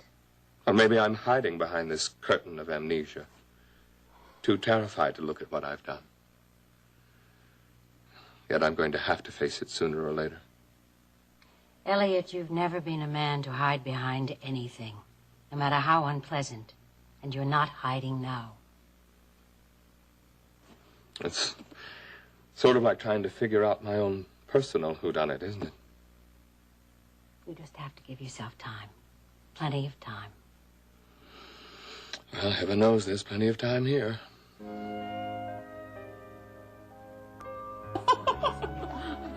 Ashley, oh, I was just about to take these tears. Just? Oh, it's all my fault, Terry. I detained Ashley, but you did say I could feel free to use your office. Of course. Ashley and I have been having the nicest little talk. Oh? It turns out Ashley is the niece of an old and dear friend of mine. Is that right? Now I know what the expression small world means. That is quite a coincidence. Well, I guess I better be getting on with my work. It was a pleasure seeing you, Mrs. Wheeler. Oh, for me too, dear. Oh, such a charming girl, don't you think? Somehow Ashley's charm just escapes me. Terry, darling, you told me you'd made up a list of possible replacements for you. Yeah, would you like to take a copy to Alex? Oh, that won't be necessary. I was just wondering if you'd add Ashley's name to the list. Oh, of course. That's really what you want. I really do want that. Fine. Thank you. But Iris, I'm not at all certain Ashley has the necessary qualifications for the job. I mean, there are other executive secretaries with much more experience. Oh, I'm sure she'll do just fine. Oh, Terry, I have a million things I have to do today, so I must go. It was nice seeing you.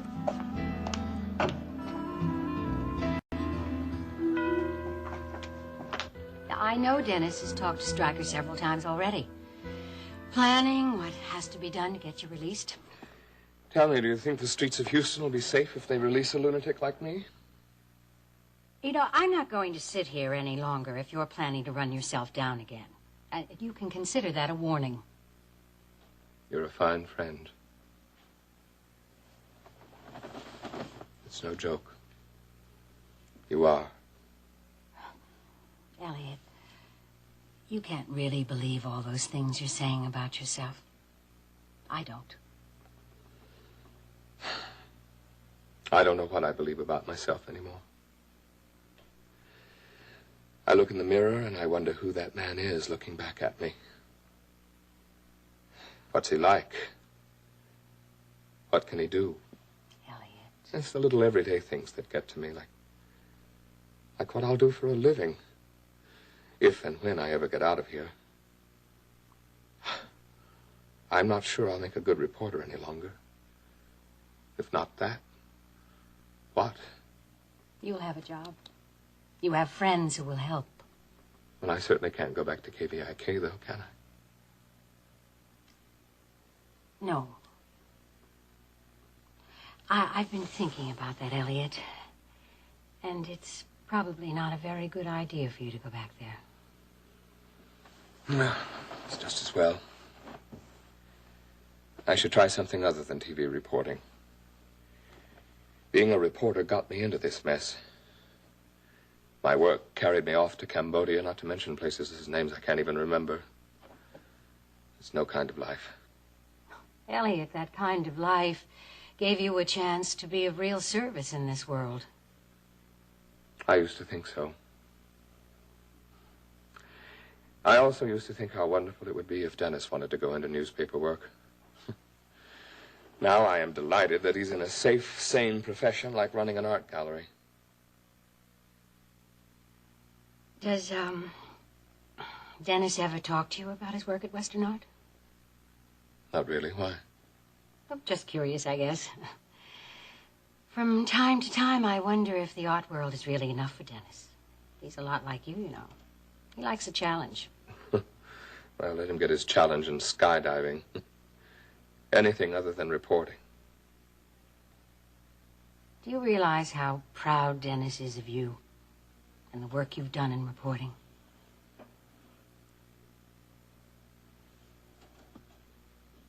That was in the past. Still, it's not everyone who wins a Pulitzer Prize. Can't live in the past. It'd be better if everyone forgot all about that. Forgot me altogether. That'd be best. Especially for Dennis.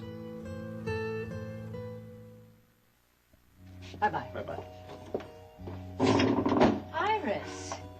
I must say, I'm surprised to see you here. Well, Elliot asked to see me. You told me that yourself. But when I gave you his message, I got the impression that under no circumstances would you come to see him. Oh, I reacted too emotionally, I admit. I realized later I'd spoken too harshly. I see. Surely you can understand why none of this is easy for me. It's all terribly emotional still. I mean, I was held at gunpoint by Elliot. I was terrified by him.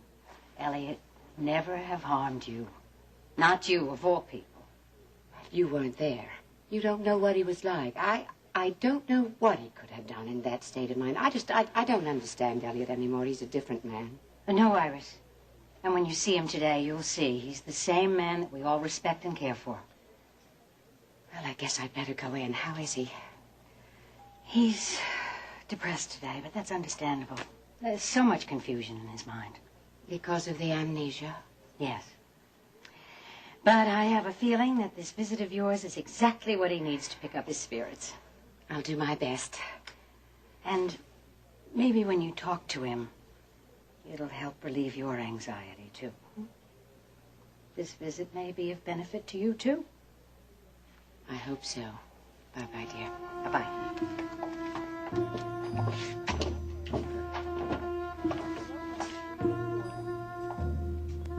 I don't understand.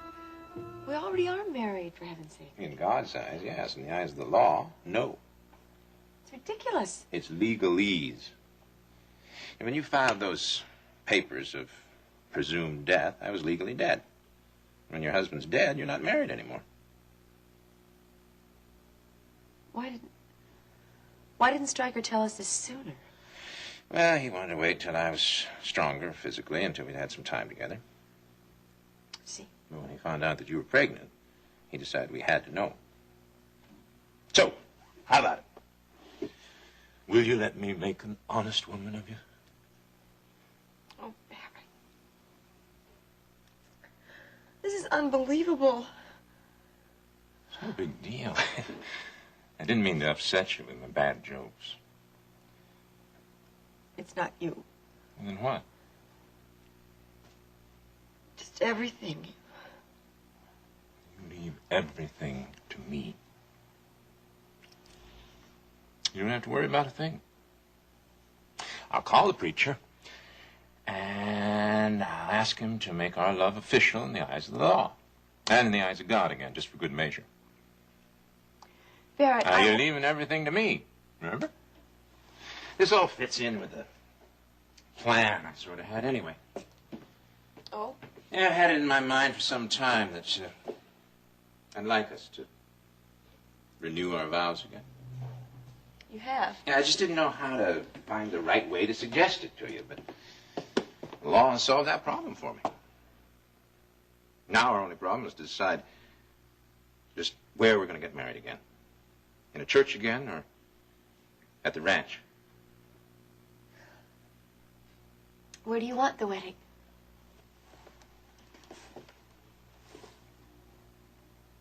At the ranch. In the study. See, all Dad's things are right in that room. It'd be like having him right there with us, in a way. Then we'll have it at the ranch. I'll tell Grandma and get her to make some plans. While I'm here at the hospital, we might as well get my blood test done. I mean, they've got all kinds of blood tests on you already. One of them must be good for a marriage license. I hope so. As soon as you feel up to it, we'll go down to the courthouse and get the license. Well, you sure have thought of everything. Except for telling Steve. Shall we do that this afternoon? Are you still picking him up at school and bringing him over here? Absolutely. Just as long as Courtney gives her okay for you to go down and lobby him in the wheelchair. I want to go home today. That's not possible, sweetheart. Listen, this room could be used by someone who's sick. Don't try to rush things, honey. Barrett, I can sit at home with my foot in a chair just as easily as I can here. All right. I'll talk to Courtney. She's the one who has to make the decision.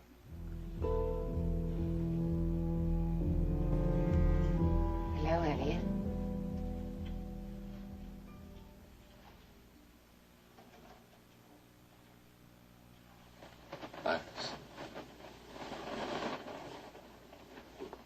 Aren't you going to say you're glad to see me or something like that? I am. I'm glad. I'd begun to think you weren't coming at all, that you didn't want to see me for some reason. Elliot, how could you think such a thing? Maybe it's the atmosphere here. It's conducive to thinking, questioning.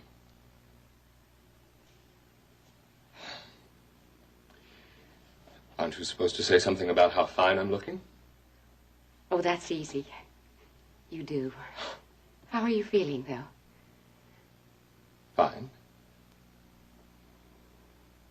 Fine. You? Fine. Alex, how is he? Alex is fine, too. Well, it's wonderful. We're all fine.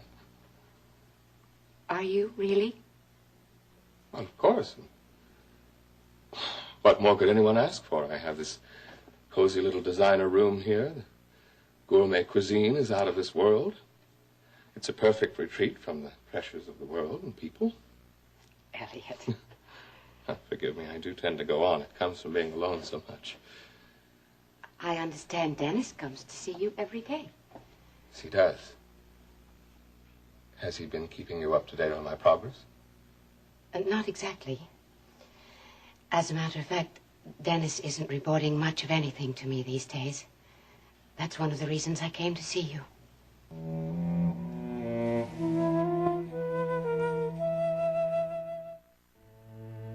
I don't know how to handle this new attitude he has toward me. From what Dennis has said when he's been here to visit, I gather you haven't told him yet that Alex is his natural father. No, I haven't. Why not? Because I haven't felt that he was ready to hear it yet. Not from me, anyway. Is Dennis still feeling hostile toward Alex? He's keeping his distance, yes. It's a tough situation for you and Alex. Very. And it only gets worse. Now Dennis isn't speaking to Alex. Or to me, for that matter. It's too bad to have the lines of communication broken down. Alex must be anxious to have his son know the truth. Yes. But he's being wonderful through all of this. He's put his own desires completely aside for Dennis's sake. He wants Dennis to accept him as a friend first. Well, that's wise. Is he showing any signs at all of opening up to Alex? No, never. And certainly not at the moment. It sounds to me like all you can do is be patient and wait for him to come around. I was wondering if you'd be willing to help. Well, there's not much I can do from this place. Except that you see Dennis every day and talk to him. What is it you want me to say? Oh, you know that better than I. You have a way with words. I don't. And that qualifies me to watch the hurt in his eyes as I tell him I'm not his father.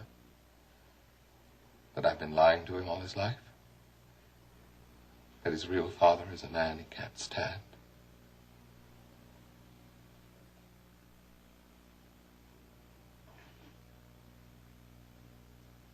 No, Iris. You mustn't think of it that way. But what other way is there? I thought certainly you'd see the reason in my request. I doubt you thought about this at all. If you had, you couldn't possibly have come here with such a suggestion. Now take your suggestion and go. Please.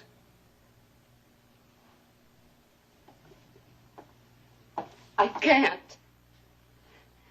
Dennis is about to make the biggest mistake of his life.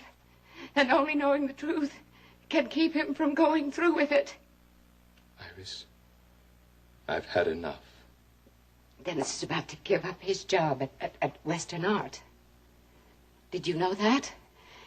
He has this idea that he wants to work for KVIK. Well, that can't be. It is. He's already given his notice at Western Art. He's taking a job as a reporter. He's trying to follow in your footsteps, don't you understand? Yes. It can't be. Reporting is no kind of life for Dennis. Only you can make him see that. Dennis never said anything about KVIK. Ask him. It's final. I don't believe it. Alex offered him a marvelous position at World Oil. He turned it down flat. He'd rather be grubbing around as an assistant in that television newsroom. But Alex's job is the one with a future. Do you see that, Elliot?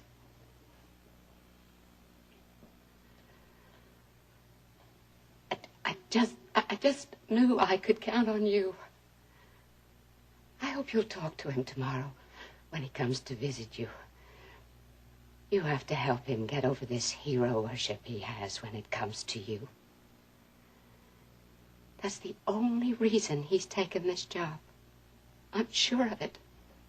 Well, you look like you're getting tired, and I don't want to wear you out. Thank you, Elliot.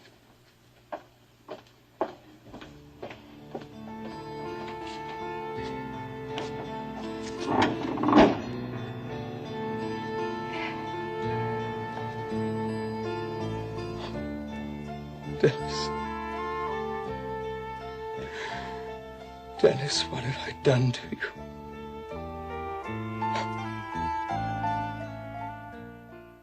I hope you appreciate this deluxe service you're getting here. I want you to know not every doctor would do this. I do appreciate it. Did you call Kate? Oh, yes. And she's staying on the ranch waiting for Steve to come home and making a big welcome home dinner. And, oh, Jenny, she's so excited. Wait till Steve hears the news. I just can't wait to see Steve. Oh, I'm sure you can't. Where's your escort? Oh, he took the flowers down to the 3rd floor to the patients down there. Oh, well, that was very thoughtful. Yeah. All deliveries completed. Many thanks from the 3rd floor nurses station. I'm all ready. We're free to go. You don't know how glad I am to have you coming home with me. Do you realize that we're starting our lives over right now? No more problems or worries. Just love and happiness. No more problems, worries. Just love and happiness.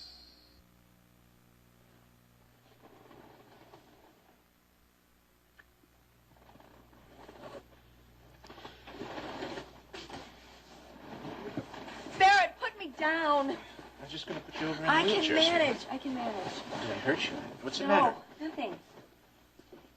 I'm sorry I snapped at you. I thought I'd hurt you or... No, I'm all right. Really, I am. Well, thanks very much for everything, Court. Hey, she's all yours. Okay. Yeah, thanks, Court. Sure. Think nothing of it. So you come see us now. Okay. Yeah, but I want to know who's going to be the star. I'm so glad you decided to drive in with me this morning, honey. Me too. And your coffee is excellent. Thank you very much. I'll pass your compliment along to the chef. Listen, I'm really glad we're able to spend this extra time together. Me too, honey. What are your plans for the rest of the morning? Well, let's see. I have to stop by the Roswell Agency and see about those Peter Hurd prints that the gallery has an option on. And I've got a couple of other odds and ends that I have to take care of, too. Would you like to come back for an early lunch? I'd love to. But I don't think I have time. Oh. No, I've got to stop by the hospital and see Dad. Oh. Well, that's more important anyway. How is Elliot, honey? He's, better than expected under the circumstances. I'm sure Stryker sees to it that he gets the best of care, Dennis. Well, there's no complaints medically. But it's ridiculous to expect a man to react to treatment after he's practically under lock and key Darling, there. now No, you have to Paige, he's remember practically cut off from the world. And he, outside of the guard, the only other person he's seen is me. Must be very difficult. Yeah, it's worse than difficult. Especially after all he's been through. And if there's anything that can be changed about it, I'm sure going to do it.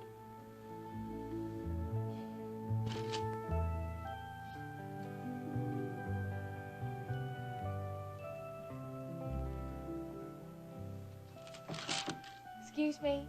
I do so hate to interrupt a man when he's concentrating, but I wondered if I might have just a moment of your time. Of course. You're Ashley, right? That's right, Ashley Linden. And you're in PR, right? Oh, now that's very flattering, a busy man like you to remember things like that. Tell me, what can I do for you? Well, I do so hope that I haven't violated office protocol or anything, but Terry had stepped away from her desk, and I did so want to talk to you before you got away. Sure. Here I am. Yes. Well, it's about Terry's job. I understand she's leaving, and I'd like to be considered for her position.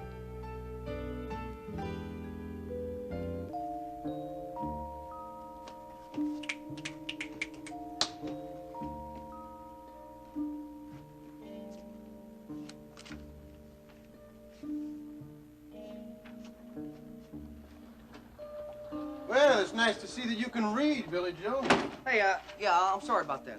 Hey, man, where you been? I've been waiting for you almost an hour. I've been with the captain. Been trying to sell him on this little plan of yours. Unlike you, Mr. Wright, I cannot operate on my own. I've got to follow police procedures. Yeah, I know all about that. What'd the captain say? Well, he said you better have your information straight because he gave us the go-ahead. You ain't gonna be sorry. Mm-hmm. Well, I better not be, because I'm responsible. And if anything goes wrong, this whole department is gonna wipe that smug look off your face in about 10 seconds. You know, wait a minute. I laid this all out for you the other day. It's gonna work. It's a sure thing. Well, I hope so. I like being a detective. My feet ain't up to walking a beat again. Your feet ain't got nothing to worry about, because this plan can't miss. Trust me.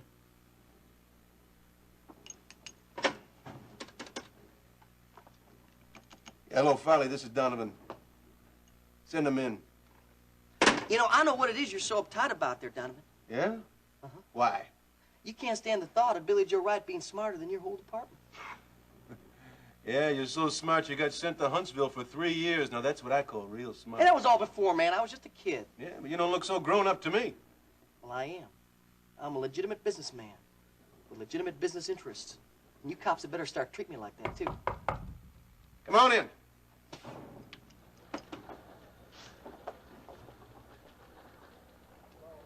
Ladies, I'd like you to meet our informant, Billy Joe Wright. Hey, Donovan! Man, what is this, man? I told you they had to be fresh. The boss told me that. Very specific. He wanted them fresh and young and eager. There just ain't no way this crew's gonna look eager. No offense, ladies. Just calm down, Wright? Everything's gonna be fine. Man, I'm telling you, there's just no chance this plan will work. Not now. Not with them. Just cool down. Yeah, we gotta talk confidential. I'm sorry, ladies. There's been a real big misunderstanding here, you know.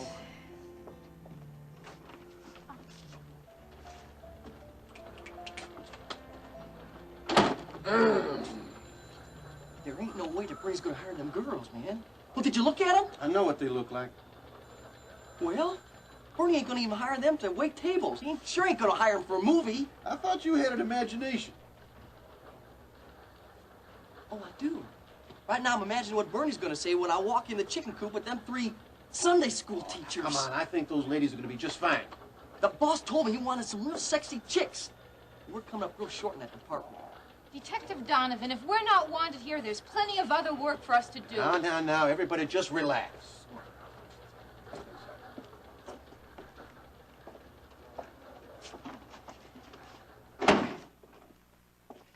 Hey, I'm sorry, ladies, but you're just wrong for this job. Mr. Wright, I would like you to meet policewoman Elizabeth Simpson, policewoman Mary Browning, and policewoman Patsy Collins. Collins is with homicide, and Browning and Simpson are with vice. What is this, Donovan? Man, I told you I didn't want nobody's been around. No one that Mr. Shaw might recognize. Donovan, who is this hillbilly, huh? The captain said we could trust you with this guy. Okay, just settle down. Okay, Donovan, what's the story? The story is that Mr. Wright has been engaged to recruit talent for Mr. Shaw's latest porno movie.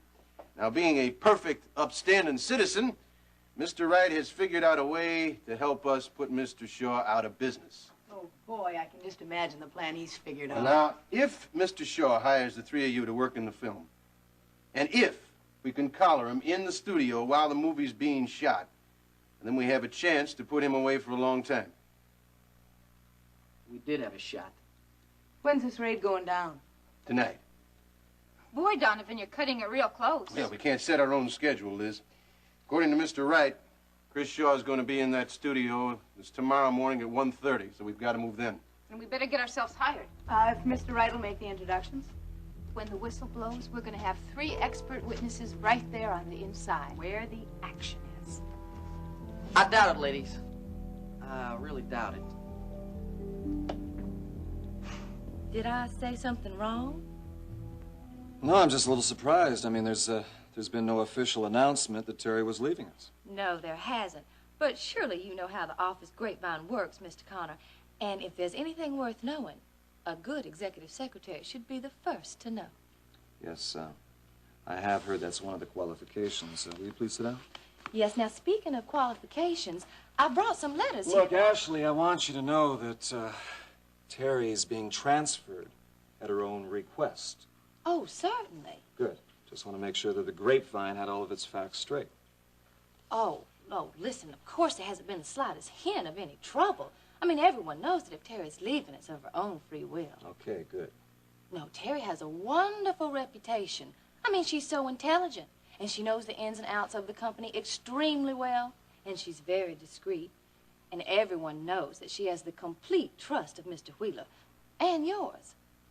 No, everybody knows that if Terry's leaving, it's of her own free will.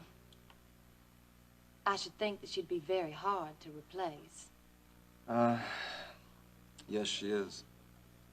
Well, I know you must think it's awfully presumptuous of me, but I brought these Look, letters. Ashley, I've had some very good reports from a number of the department heads that you've worked under. Now, they said some very good things about your work. Well, I certainly try. So everything I've heard makes you a pretty bright young lady yourself. Well, that's very nice to hear, but... But what? Well, I was just afraid that for this particular position that, well, you know, that my name might be passed over. Well, why on earth would you think that? Well, surely you know, Mr. Connor, that anyone at World Oil would give their right arm to be Alex Wheeler's executive secretary. I'm sure they would. And I understand that it is office procedure that you draw up a list of prospective candidates. Mm-hmm. That's true. Well, I was just afraid that perhaps my name might not be on that list. Well, why wouldn't it be? Well, has a list been drawn up? Yes, I believe so. And was my name on it? Okay, I admit it. It wasn't, all right? That's what I was afraid of. You see, Well, now, this is very, very embarrassing, Mr. Connor, but I think that Terry has had it in for me. Now, why on earth would you think that? Well, now, that's the trouble. I don't know.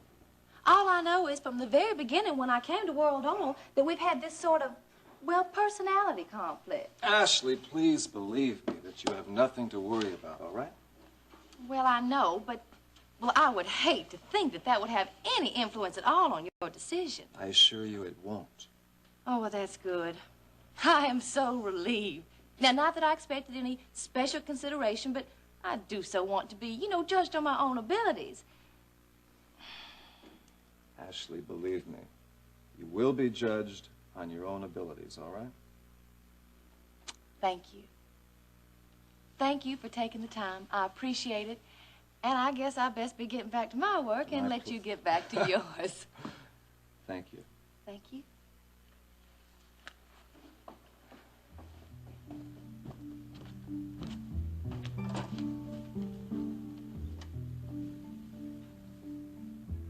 Oh, the photo house. Hello, operator, get me Gulf Coast Hospital, please. Right, yeah, I want patient's information.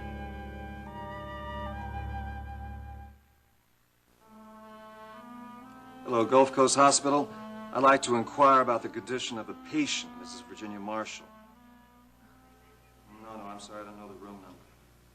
Yeah, I'll hold. What do you mean she checked out? When? Oh, well, I assume she was fully recovered? No, I understand. So, the filming starts tonight. Now, I know that don't give you ladies a whole lot of time, but you see, in this business, you got to move to meet the market. It's all supply and demand, and right now, there is this big demand. Yeah, but I want to know who's going to be the star. Oh, well, that's easy. Y'all gonna be stars. No, this is going to be a real nice change of pace for us. Where you ladies been working up till now? You know, here and there. Yeah, we're new in Houston. Gee, I really hope the studio's not out too far. I get lost awfully easy. Yeah, where is it? It's in North Houston, but we don't give out the address. Then how we're supposed to get there? You meet me here. I provide the transportation. You see, the boss has kept the studio secret from the cops for almost 3 years now, and he don't take no chances.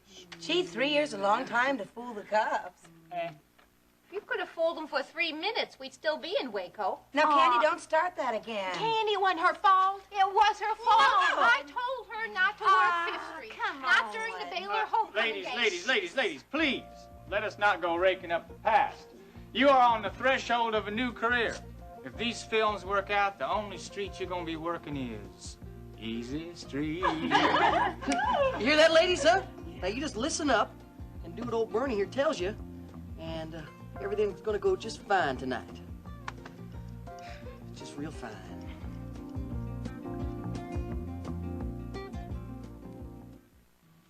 Here, I brought a peace offering.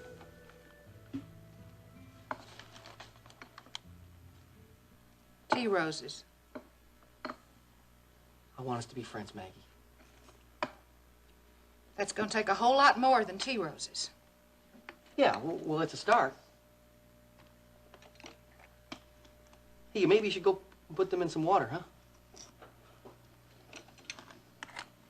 Yeah, I suppose I should.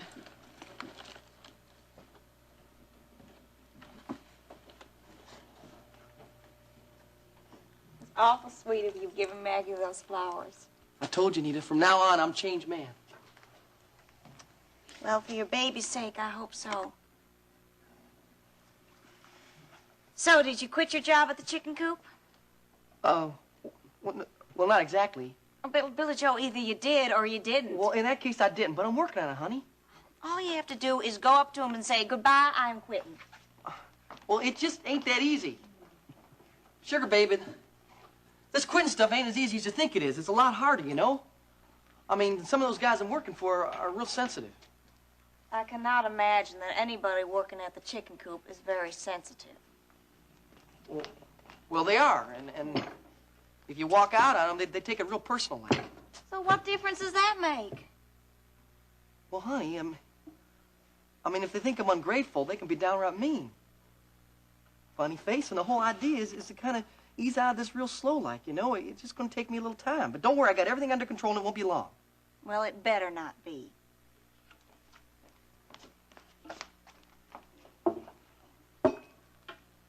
Well, hey, have you made your decision yet? About us, I mean. About moving back in with me, huh? Well, that all depends upon you. I've been thinking about it, but I can't make no decisions until you get yourself a good, honest job. Ones with no dreams attached. Honey, that ain't easy. But I'll do it, honey. If that's what you want, I'll do it. Honey, you don't know how much I want to see you working at a filling station. Just pumping gas and wiping windows. Anita, honey, I love you. I really do. And I'll do almost anything.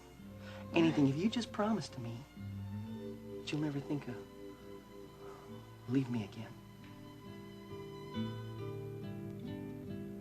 Vicky gave me this. When was that? Oh, I don't remember just exactly when it was. She's been here several times. And here I thought I was the only one that visited you. Well, now you know. You are the most persistent. Was Vicky here yesterday? As a matter of fact, she was, right after you came by. I, also had another visitor yesterday. Who was that? Your mother.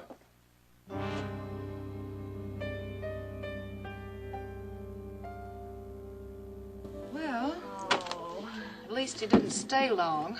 Yeah, he had some business to attend to. Yeah, I can imagine what kind of business. I hate tea roses. They always look so lovely and so promising, and then you put them in water and they start to droop and all the petals fall off. Leave it to Billy Joe to pick out tea roses. Well, I thought it was real sweet of him to bring you some roses. And I think they've got aphids on them. Maggie. Why can't you like Billy Joe? I don't trust him. He is not reliable.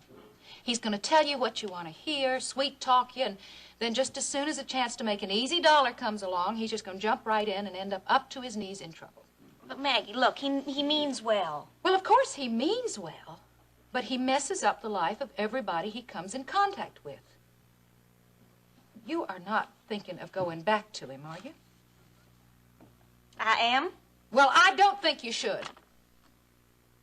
I mean, think about the baby. Maggie, Billy Joe is the baby's daddy. Well, sometimes a baby is better off without a daddy. Well, that is not true. You forget that I know what it's like to be raised without a daddy. Oh, honey, I know, but I never had a family, not like other people did anyway. My mama and daddy were killed when I was 2 years old. After my Aunt Florence passed away, they kept moving me from place to place. Oh, honey, I know all about those foster homes. They and don't it's just mean terrible, to be. They don't mean to be. But even with you, when you're with good folks, you never feel like you belong. You're always just a paying visitor. Oh, honey, I cannot imagine someone not having the sense to love you. Billy Joe did. He was the first one to take a look at me and want me for myself. Well, I still don't think Billy Joe is the right one to make a home, not one with a baby in it. Well, he made one for me. He married me right when we got out of school. And I wasn't much more than a baby myself, not then. Well, sometimes I think you're still not. I know you think I don't have the sense to know what's best for me or for my baby. No, you don't. But sometimes, Maggie, you gotta listen to what your heart's telling you to do. And even though I know you'll never understand, right now my heart's telling me that I gotta give my Billy Joe just one more chance.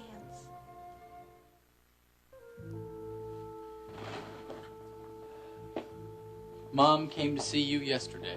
Yes? Does it matter? I don't know. It's just that somehow I didn't think she'd do that. Dennis, I sometimes think that you're a little hard on Iris. She has a great deal more compassion than you give her credit for. Perhaps. I know she worries about you. Did she tell you that? Well, not in so many words.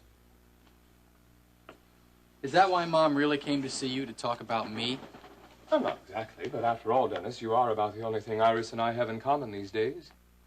It's not surprising that we should talk about our son. Yeah. What did Mom say? Well, it's not important. What is important is the impression I got that you and Iris weren't getting along. She said you weren't speaking to her. Well, is that really such a surprise to you? I mean, you and Mom went half your married lives without speaking to each other. Well, that's different. Husbands and wives are supposed to fight. It's part of the marriage contract. Look, Dad, could we talk about some other subject besides Mom? All right, I'll change the subject. How are things at Western Art? Pretty well. It's going pretty well. Is it? Yeah, well, you know. Oh, look, I wasn't even going to bring this up, but I guess this is as good a time as any. For what? I'm not going to be at Western Art anymore. Why not? Because I've had a better offer. Something that's really going to interest me. Something that, given time, I think I can be really good at. And what is that? I'm going to work for Vicky at KVIK. In the newsroom. Alex offered him a marvelous position at World Oil. He turned it down flat. He'd rather be grubbing around as an assistant in that television newsroom. But Alex's job's the one with a future. Do you see that, Elliot?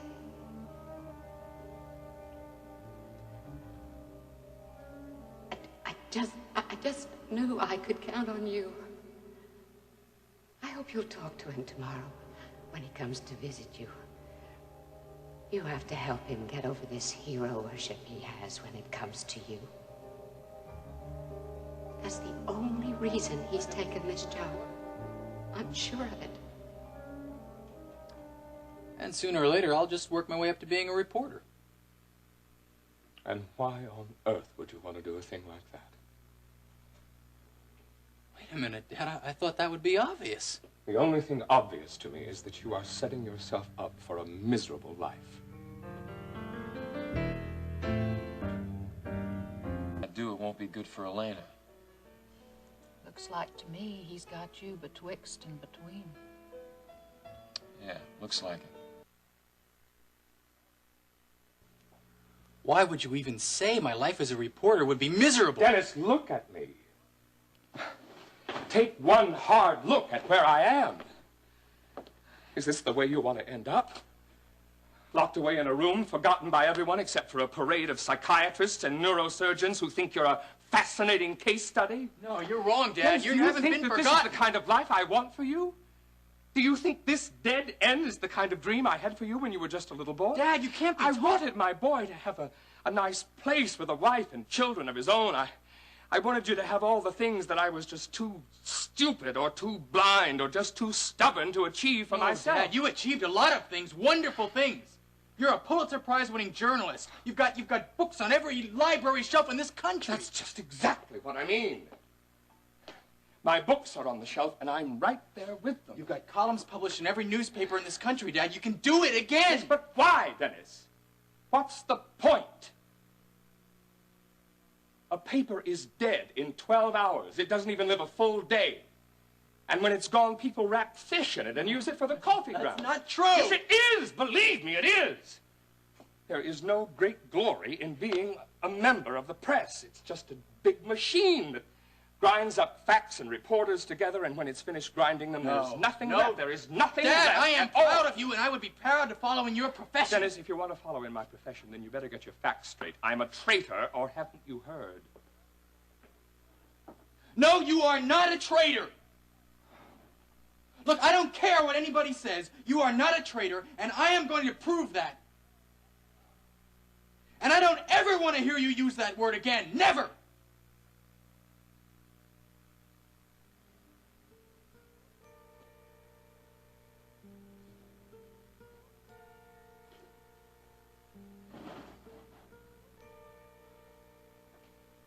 All those years. All those years, Mom was gallivanting all over the world. All I had was you. All I needed was you. Even when you left. When Mom divorced you. You were something.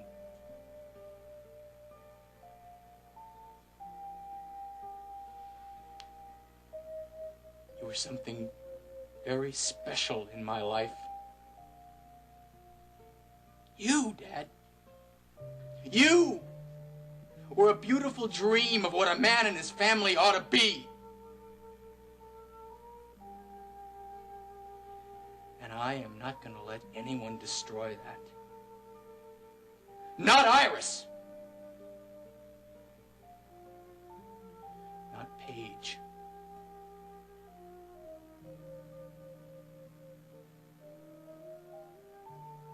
Not even you.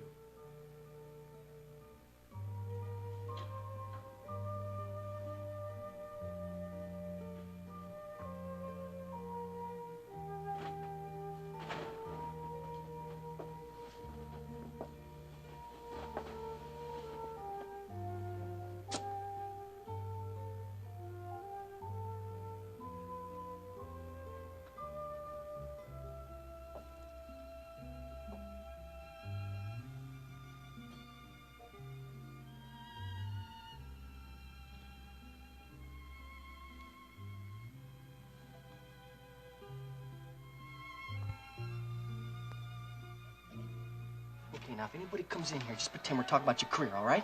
Okay. Look, maybe I can help you with your plan. But, Billy Joe, I don't think you could do it by yourself. I ain't in it on myself, or by myself. I went to the cops. You know that Detective Donovan? The guy who held me for murdering Alex Wheeler? Well, I went to see him. Billy Joe, you hate the police. Well, he's the only guy I know who's got that kind of clout or muscle I need to deal with Shaw.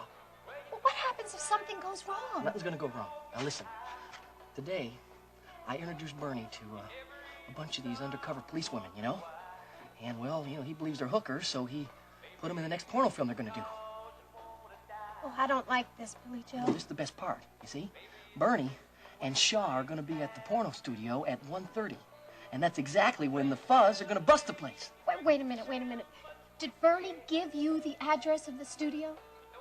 Oh, no. Well, Billy Joe, how are the police going to be able to raid a place if No, it's all been worked out, see? I mean, all the police women, they got these microphones in their purses. It's just like TV, you know? And the police are going to pick up the signal. It's going to lead them right to the front door of the studio. Joe, what happens if something goes wrong? The microphones might not... No, nothing's going to go wrong, darling. Nothing's going to go wrong. Just like I tell you, it's all been figured out and worked out. Now, I told you all this stuff so you wouldn't get nervous and fall apart and look at you. Well, I can't help but be nervous, Billy Joe. I'll tell you something, darling. Don't be nervous. Now, you know, trust is a mutual thing, and I don't want you to go telling this to another soul. You hear me? Not another person. I won't. Good. Now, all you got to do is stop worrying and you start rehearsing. Because after 1:30 tonight, I'm going to be devoting 24 hours a day to managing you.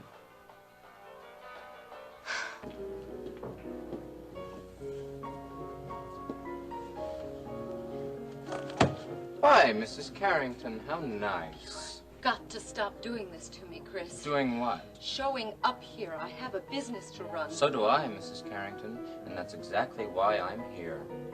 Won't you join me for a drink? I haven't the time. I think you do. I also think that you haven't got a choice. Don, will you take the reservation desk for me for a minute?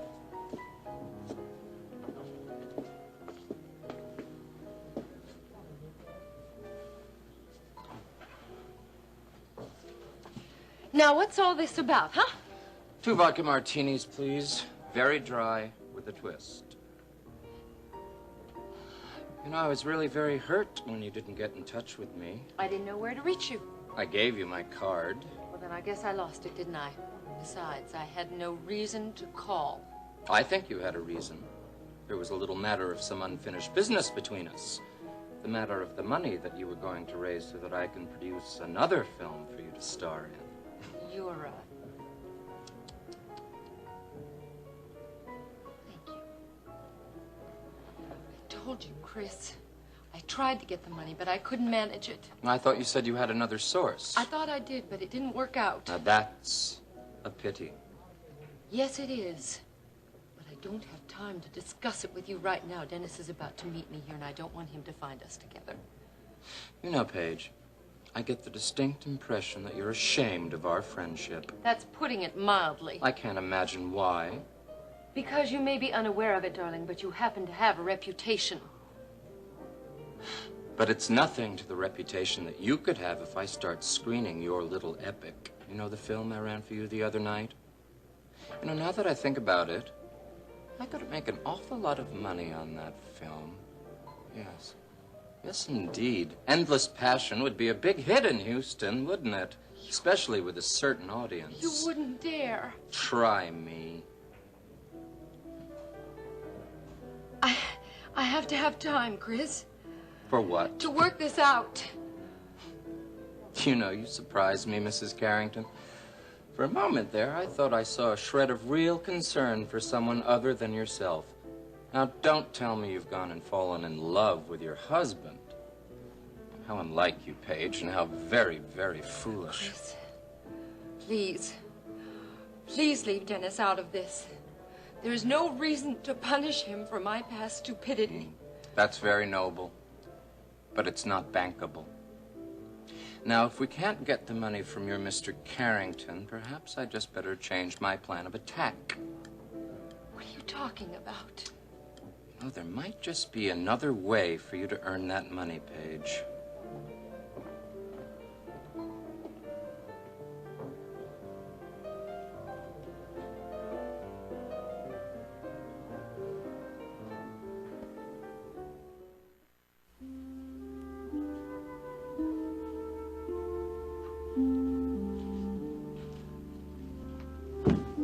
Oh, Terry.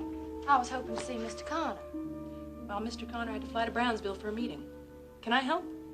Well, I had a little meeting with Mr. Connor this morning. So I heard. You know, he is such a charming man. Really much too refined for Texas. You know, he reminds me of the gentleman that I used to meet at my Aunt Hilda's house in Savannah. I'm sure he'll be thrilled to hear that. Oh, and by the way, you can cut that Scarlett O'Hara act. I'm really not impressed with it in the least. Why, Terry, such bile. I must say I'm very surprised. Actually, I'm well aware that you are after my job. Well, of course, my dear. It's a very good job. But since it won't be your job once you leave, I don't really think you ought to worry yourself on whether I'm after it or not. Oh, and by the way, even though I wasn't on your little list, Mr. Connor seems to think I have excellent qualifications. Oh, I know all about your qualifications, actually. And just what exactly is that supposed to mean? It means I know how you've gotten where you are. And how is that? Well, it isn't your typing or your shorthand. Oh, really? Yeah, according to the office grapevine, you've been asked to leave a number of departments at the request of bosses' wives. Now you've gone just a little bit too far. There may be a lot of things I am, little lady, but one of them is not a tramp. Actually, you can also cut the self-righteous act. You are wasting it on me. I plan on going a long way in this corporation, Terry. And whether you like it or not, one of the things I plan on having is your job. Over my dead body. If that's part of the contract, I'll sign it on the dotted line.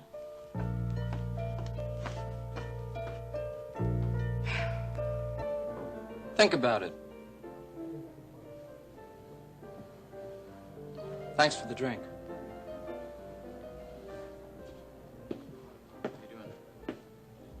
Hi, darling. darling. Wasn't that movie producer friend of yours from California? Yes, it was. Well, what was he doing here? He was here on a business luncheon. He just dropped by to say hello, that's all. You look a little upset. Are you all right? Yeah, I'm fine. How was your visit with Ellie? Well, actually, it wasn't too good. Oh. Well, then, we should get you a drink. Yes. And then we will cheer you up by going out and looking for our new apartment. How does that sound?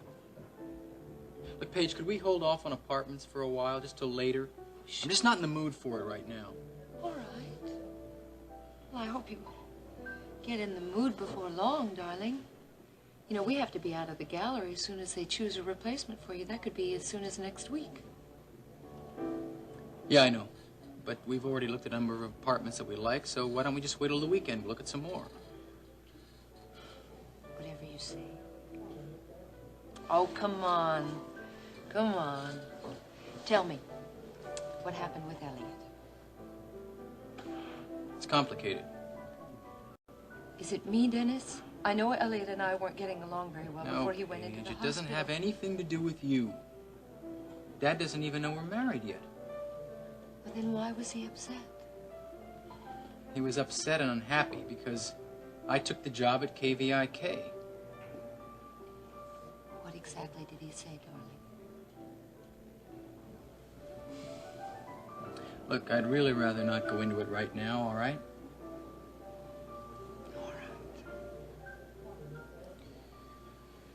You know something, I really am glad I found you. Are you? You didn't even have to ask. You're not worried about Elliot's reaction when he finds out that we're married? Not at all. He may not approve, Dennis. Look, Paige, when it comes to my relationship with you, I don't care one way or the other whether Dad approves or not.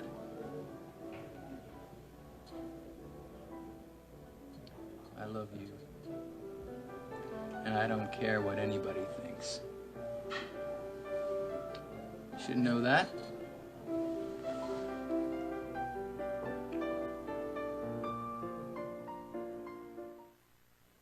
Everybody slow down here. Here we go. Going once.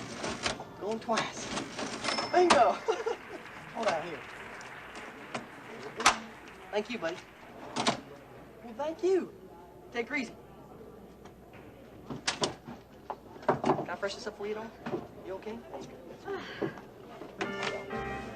Hey, buddy, could you give your seat to the lady here? Why don't you go out and check out the band, okay? That's it. Good, buddy. Okay. Hey, sugar darling. Will you stop looking so nervous, huh? Well, look at here, look at here. Look what time is it? It's 1:32, and you know what that means? Yeah, I know what that means. Everybody at the porno studio, including Mr. Shaw himself, is being herded into a paddy wagon. I think that calls for a celebration, huh? Well, come on, Elena. Promise you'll smile for me, and I'll break open some champagne. We'll just drink ourselves a little toast, all right? Just hold there. Start off with this, and I'll get to the champagne. All right.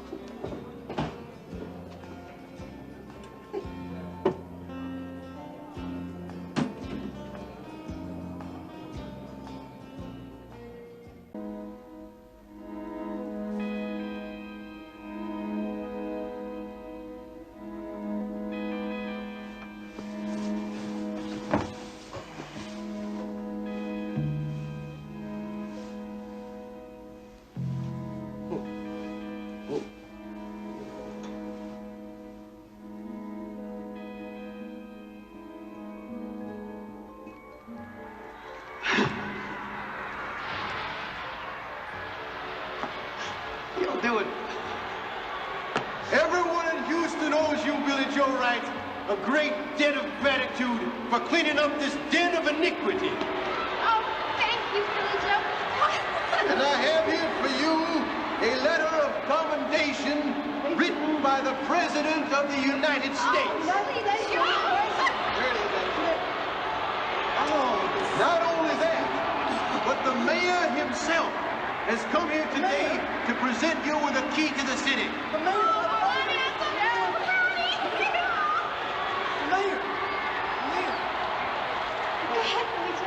Mr. Mayor, thank you.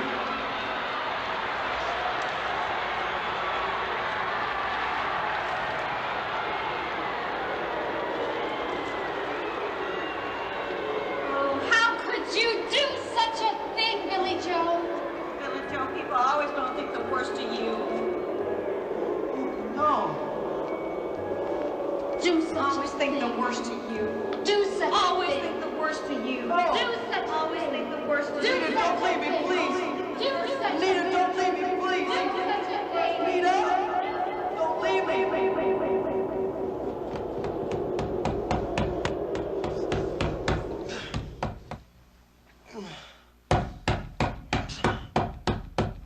Open up! It's the police!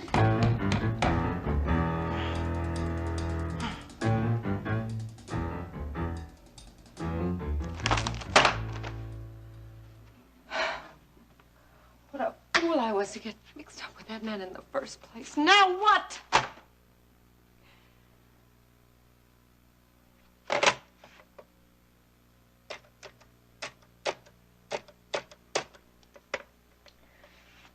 Chris? What is it, Paige? I have to talk to you. I'm very busy at the moment. I know it, darling. It's all over the front page. You can understand why I don't have time to talk to you about your career. I'm not concerned about my career, darling. I want to make sure that I'm not involved in this mess. I'll take care of it. You won't be. Oh, really? Like you did last night, huh? Paige, I don't have time for hysteria. Right now, 14 employees from the studio are in jail, including Bernie. I want to see you, Chris, and I won't be put off. All right, where are you? At the top of the world? Yes. I'll be over this afternoon. No. No, you can't do that. Of course I can. No, I don't want you seen here. Paige, you're becoming tiresome. I will come to you. I'll come to the office. I'll be here. Fine. The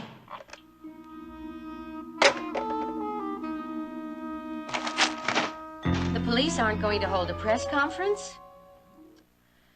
Oh, all right. Then why don't you contact Gordon Harris? Yes, Gordon did a special report last year on porno films, and he'll probably have information that the police are withholding from the news media. Yes. Now, be careful about naming names. We don't need any lawsuits. Yeah, well, just contact me first. Okay.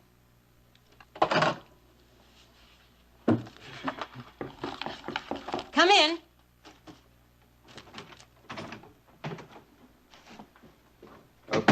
Pardon the interruption, but your secretary wasn't at her desk. She's in the newsroom. May I help you? Are you Victoria Bellman? Yes, I am. I'm Colonel Austin. I'd like to talk to you about Mr. Elliot Carrington.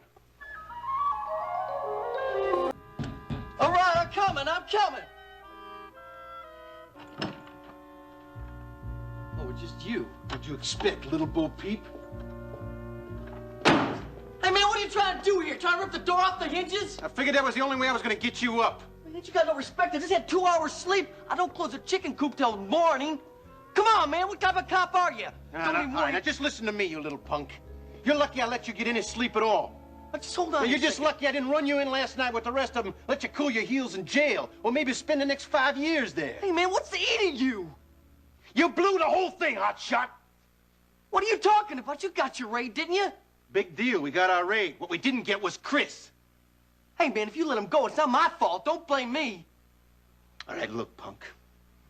You told me that Chris Shaw was going to be in that film studio in North Houston at 1:30, now didn't you? Yeah, he was going to start his new porno film. Only he wasn't there. So what's the big deal? We didn't get him. That's the big deal. So you get him next time, man. I mean, in the meantime, with my help, you were able to bust the whole porno ring, and everybody who was connected with you got arrested. Not everybody. All right, everybody but Shaw. You think you deserve a medal, don't you? Hey, yeah, man, I gave you a lot of information here. Yeah, I expect a little appreciation, sure. All right. Now, you listen to me, super sleuth. Bernie and all those creeps could have been arrested any time. I mean, Bernie's got a record a mile long. Well, then why didn't you just pick him up before? Because Bernie is nothing. He's just a flunky. Shaw's the only one we haven't been able to get, and he's the only one we wanted.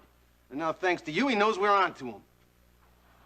Well, didn't you get some evidence or something? Yeah, that it's a porno film studio. Yeah, but there must be something there connected with Shaw. No, Shaw isn't stupid. We combed every inch of that place. We went through every file drawer, every waste paper basket. We came up with 0. Well, maybe Burn will squeal. Are you kidding me? Shaw's probably got 20 fat cat lawyers getting him off right now. All right, I get your point. So my inside information didn't help you none, but what am I supposed to do about that now, huh? Nothing. What? Just, please, don't do us any more favors, okay? Oh, yeah, sure, I get it. Oh, listen, another little suggestion. Shaw wasn't born yesterday. Right now, he's trying to put 2 and 2 together and figure out who set him up. Hey, you don't think you can tell that it was me, do you? Well, if I were you, I wouldn't walk down any dark alleys.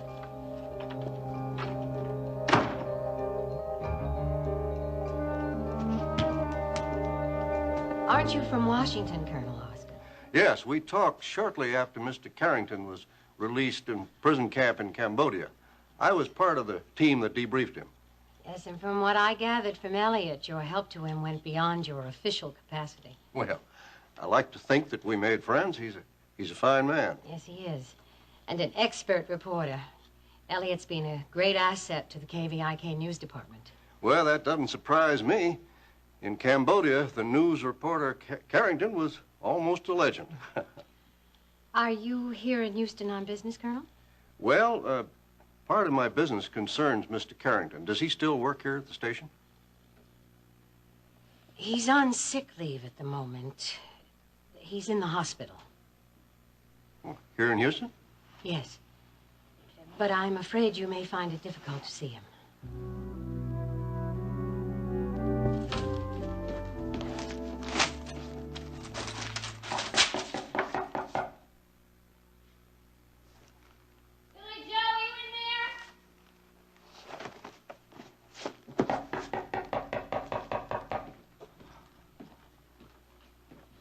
Is that you, Elena? Of course it's me. Open the door. You alone? Yes, I'm alone. Billy Joe, what is the matter with you? Why did you open the door? I didn't know it was you. Well, who did you think it was? I don't know. I thought it might be this detective who comes and hassles me every 5 minutes. What are you talking about? Forget it. Forget it. Forget what? I said forget it.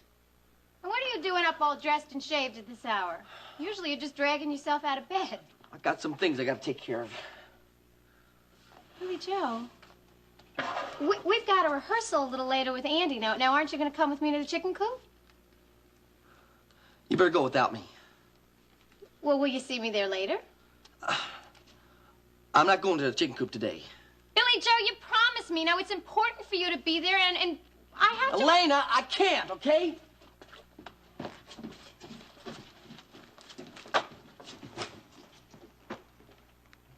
What are you doing with this suitcase?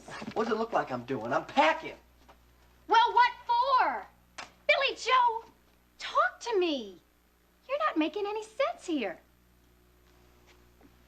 All right, but listen up, okay? I'm not going to the chicken coop. Not this morning, this afternoon, this evening, not ever. I'm never going to set foot inside that place again.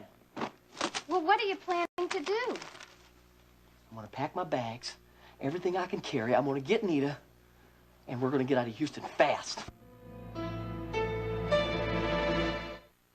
You are leaving Houston? That's right. I'm packing my bag, and I'm going to tell Nita to pack real light, and we're going to move to California. California? Sure. Tell you, once me and Nita get out there, we're going to start life all over again. Well, wait a minute, Billy Joe. Up until this point, you haven't even been able to talk Nita into moving back into your own apartment. I mean, how do you think you're going to talk her into moving all the way to California? California ain't that far anyway. Yeah, well, when Nita hears why you want to move to California, it's going to be plenty far. Now, what's that supposed to mean? Well, what I mean is when she hears why you're so attracted to California, I mean, because you tried to close down Chris's business, and that was because Chris threatened Nita's life, well, I don't think she's going to take too kindly to your new plan. Don't worry, I'll think of something. Yeah, the same way you tried to think of something to close down Chris's business. Damn it! It all started with her, man. I had to promise her that I'd quit the coop so she'd move back in with me. Oh, Billy Joe, if you hadn't made that promise to her, something else would have gone wrong. Let up on me, will you, Elena, huh? Why are you being so hard on me? Well, what do you think you're doing to me and my career? You got nothing to worry about. Nothing's wrong with your career at all. What makes you say that? First thing, you're a girl. Well, I don't think that's going to make a whole heck of a lot of difference to Mr. Shaw. Don't you see, Elena? Don't you see he's after me? He don't care about you. As far as Chris is concerned, you're just an innocent bystander. But me, man, it's just gonna take him 2 seconds to figure out who the squeal is, and I don't want to be around here when that happens. What's wrong with Carrington? It's a long story, Colonel. Well, if you have the time, I'd certainly like to hear it. Elliot was arrested for attempted murder. He tried to kill a man named Alex Wheeler. The oil millionaire? Yes, do you know him? Well, no, but I was stationed at Fort Sam Houston. Everybody in Texas knows who Wheeler is. What, you say it was attempted murder? Yes, Elliot tried to kill Alex twice. After the first attempt, Alex's nephew decided to keep Alex's survival a secret in hopes of entrapping the killer. That sounds like a sinister game. And very dangerous. Elliot discovered that Alex was still alive, and then he placed a briefcase full of explosives on Alex's yacht. But fortunately, they found the briefcase in time.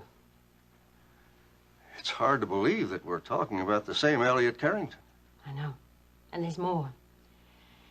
He took his ex-wife hostage, demanded a helicopter for his escape. Well, Barrett Marshall volunteered to fly Elliot to his destination.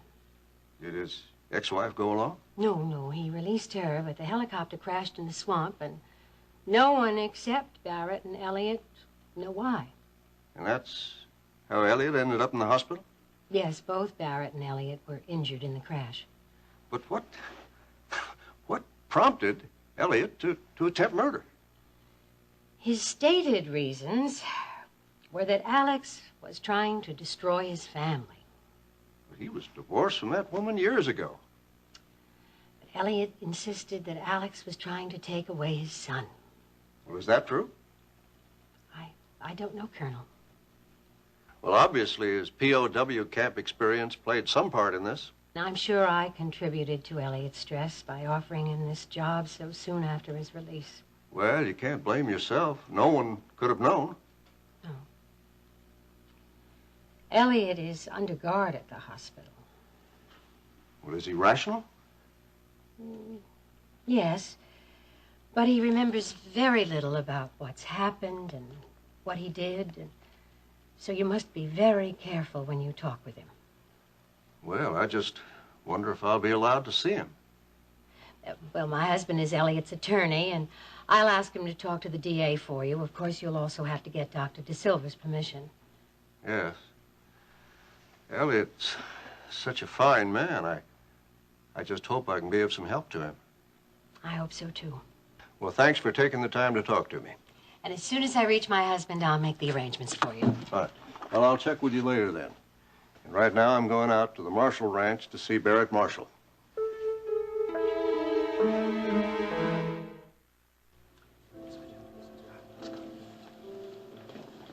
Enjoy your drink.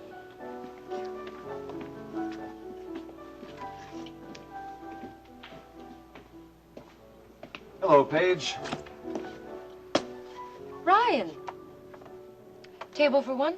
No, for two. I'm expecting one of our department heads, Mr. Holcomb from PR. Should be here pretty soon. All right.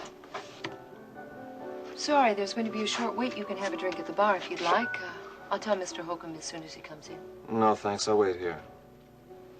Suit yourself.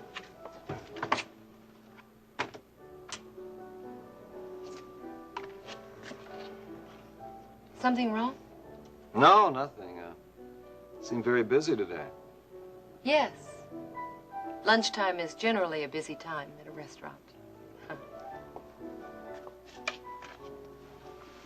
I heard Jenny was released from the hospital. Yeah, I heard that too. How's she doing? You just never give up, do you, honey? What do you mean? You never give up worming your way into Ginny's life. Well, I never give up caring for her, if that's what you mean. Is that all there is? Just caring? I'm not the sort of person who turns his emotions on and off, you understand? Well, maybe you better start to learn, honey. And get it through your thick skull that Ginny is married to my brother. Yeah, I'm aware of that. And you're also aware that they're trying to salvage their marriage from what you did to it. And you still insist on hounding her like this, don't you? I wouldn't call being concerned about her quite the same thing. She doesn't need your concern, Ryan. She's got Barrett. Now, Paige, you're gonna find this real hard to believe. But I'm not trying to get Ginny back. Well, that's good, Ryan. Because she's pregnant now. And the sooner that you leave town and get out of her life for good, the better off everyone will be. What'd you say? That's right. She's carrying Barrett's baby. And she doesn't want you anymore.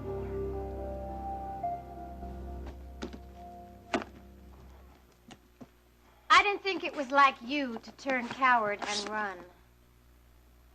I ain't being a coward. I'm doing the first sensible thing in my life. Well, Billy Joe, if you're concerned with being sensible, then why don't you just stop this and sit yourself down and think about this for a minute? I thought this whole thing out. I'll tell you one thing. I ain't never going to do nobody a favor again. What makes you so sure that Chris is going to come looking for you? Darling, there's a road coming straight from that porno studio right up to the front door of this apartment. What are you talking about? Lena, I learned one thing in Huntsville, and nobody loves a squealer. Did Detective Donovan say that Chris knew how you were involved? No, not in so many words. But he told me whenever I walked not to turn my back and keep an eye on what's going on behind me. Well, maybe he was just worried about your safety. Oh, yeah. Sure thing, uh-huh. Yeah, and he teaches Bible school on Sundays, too. Come on, Lena. Well, it's possible. Yeah, uh-huh. I'll tell you something. That Donovan, you gotta be kidding, man. He'd be more than happy if he saw me drop down an oil well and nobody ever heard from me again. Now, look, honey, I know you're just trying to calm me down, and I know you're just trying to talk some sense to me, and I appreciate it. I really do. Billy Joe, I read about that raid in the paper this morning. Well, you did? Well, what did it say? Well, I don't want this to upset you, but your name wasn't even mentioned once. It wasn't? Not even that I worked there? Nope. And obviously, the police are going to take credit for this raid. Well, just because it ain't in the newspaper, that don't mean nothing. What it means is that your name isn't involved, Billy Joe. Let me tell you something, darling. That doesn't necessarily mean that Chris can't figure out real quick who the squealer is.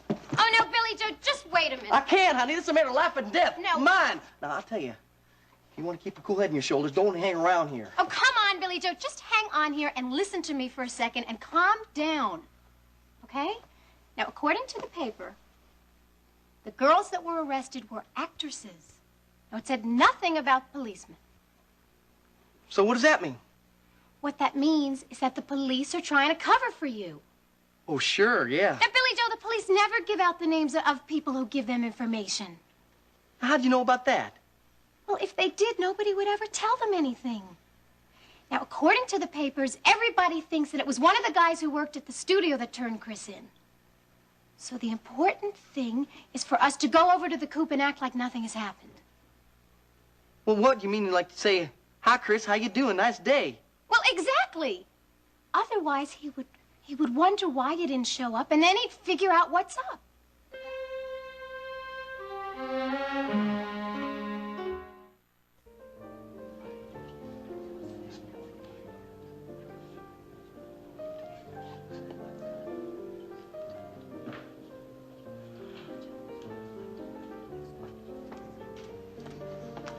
Pardon me. Has Mr. Connor arrived yet? Oh, thank you. Mr. Connor? Mr. Connor? Oh, Ashley, sorry I can't ask you to join me, but I have a meeting with Jerry Holcomb from publicity. Well, that's why I'm here. I'm afraid that Mr. Holcomb's not going to be able to make it today. Oh, really? No, he got a call from Waco Patriotex, and they told him that he had to have a rush release. He said it was going to take a while, and he'd call you this afternoon. Well, thanks for conveying the message. Oh, I told him I didn't mind at all. I was coming up here for lunch anyway. Well, then why don't you join me? Oh, I wouldn't want to impose. No imposition at all. Besides, I just lost my luncheon partner, didn't I? Well, yes, thank you. You come here very much? Well, not as often as I'd like. Most of the girls like to go down to Arnie's coffee shop on the ground floor, but I prefer the atmosphere up here. Would you like a drink? Well, now, normally I don't have a drink when I have to work, but perhaps today I could make an exception. Yes, I think a little glass of white wine would be very Waiter. nice. Glass of white wine for the lady, please. You know, I have just been on pins and needles ever since our little talk yesterday about the possibility of me taking Terry's place as Alex Wheeler's executive secretary. Pretty, exciting prospect, huh? I couldn't sleep a wink last night. Well, that's no good now, is it? I've been wondering when the final decision would be made. Oh, probably the first part of next week. Oh, I see. We'll be interviewing people starting tomorrow. Well, I hope you won't think that this is too forward of me to ask, but What? will I be among those interviewed? Well, as a matter of fact, you will. I'm going to go tell Terry to start making calls to all the prospective secretaries as soon as I get back to the office. Well, now, that's just real fine. Will my interview be with Mr. Alex Wheeler himself? Yeah. Mr. Alex Wheeler himself. I hope you're not thinking that I'm getting too personal, but Mr. Connor, you really seem a little out of sorts today. Yeah, you're probably right. This is pretty obvious, isn't it? Hello, Gulf Coast Hospital. I'd like to inquire about the condition of a patient, Mrs. Virginia Marshall. No, I'm sorry, I don't know the room. Yeah, hold on. What do you mean she checked out? When? Oh, well, I assume she was fully recovered? No, I understand. Yeah, I'll call her physician. Thank you.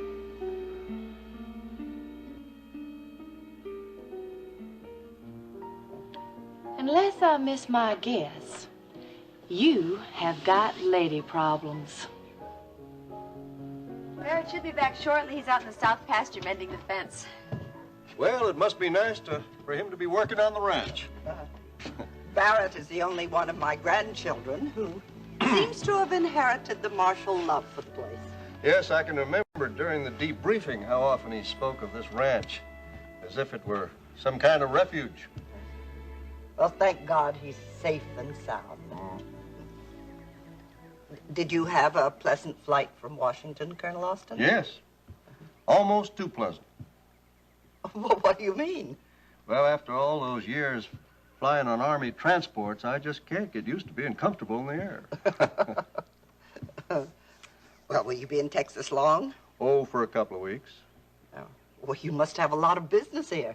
Well, I have family in Galveston and some old friends that I haven't seen for some time, so I thought I'd combine business with pleasure. Well, that will be nice. Uh-huh. Well, while we're waiting for Barrett, I think I'll fix some tea. Would you like tea, Colonel Austin? Yes, please. Ginny? No, not for me, not right now. Thanks, Kate.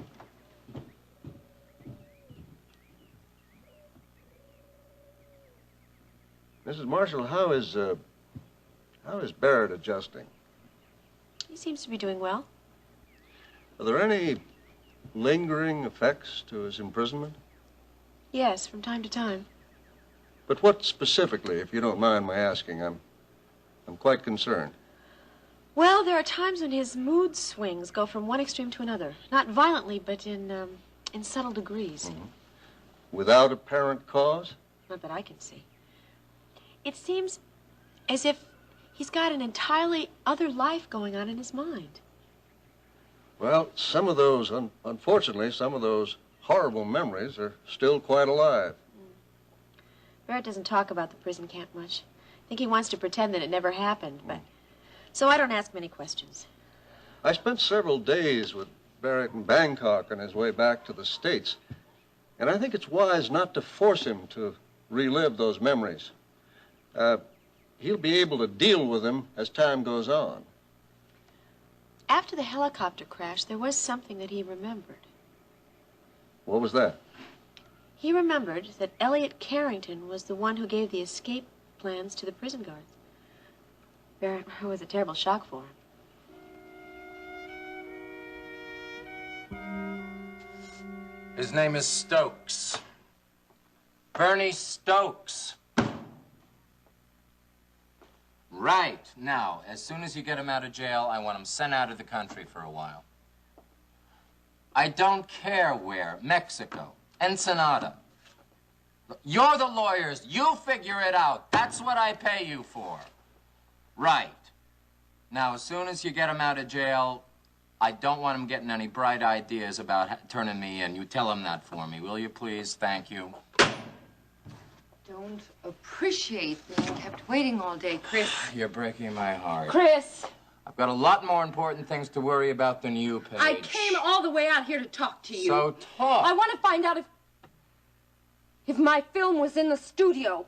You have trouble with the proper term. Don't be afraid. It's a porno film. I'm not afraid. I want to find out if the police found it. Oh, I'm smarter than that, Paige. You should know that. I wouldn't leave that print around where the wrong people could get their hands on it. Then where is it, darling? I'm also not stupid enough to tell you where I've hidden it.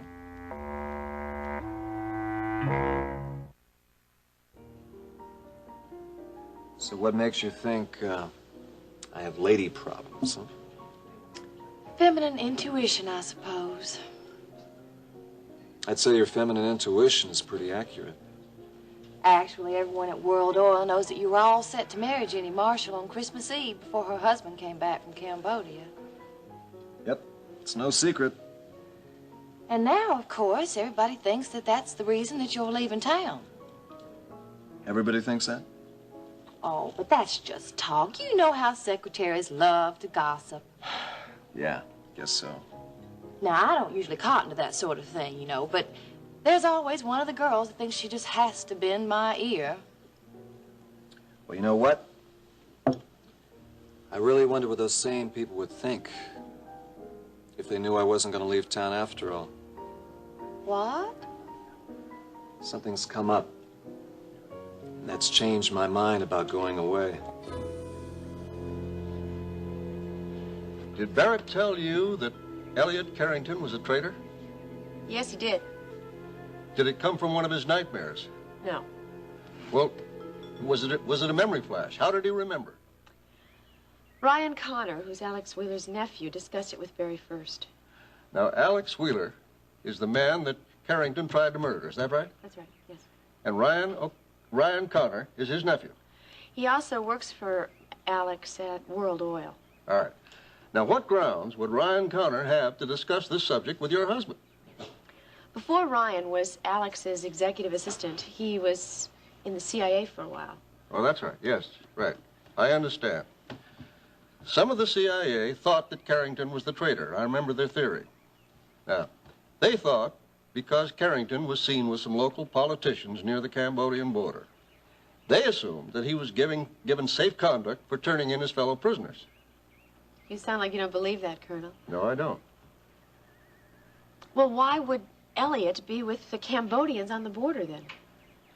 He'd been in Cambodia many years before he was taken prisoner. He knew the country inside and out. He had many good friends there. So what are you implying? Well, these good friends could have helped him across the border. Well, Barrett thinks for sure that Elliot was the one who cracked at the prison camp. Well, after his recent behavior here in Houston, it certainly lends weight to that assumption. Elliot was the only one who escaped without injury. Barrett was almost killed, and all the other prisoners were killed. Well, not all of them, Mrs. Marshall. There is another survivor? Well, we don't know yet, but there's a European war correspondent that's still unaccounted for. Colonel Austin, don't you think that Elliot was the traitor? Well, I just don't know, Mrs. Marshall. I wasn't there, and I just can't make a judgment. Well, neither was I. But Barrett was, and I assume that he ought to know. Well, perhaps.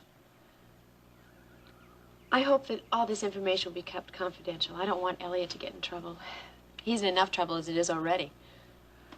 Mrs. Marshall, I can assure you that if the United States government thought that Carrington was a traitor and was responsible for the lives of those American prisoners, he never would have been allowed to leave Washington.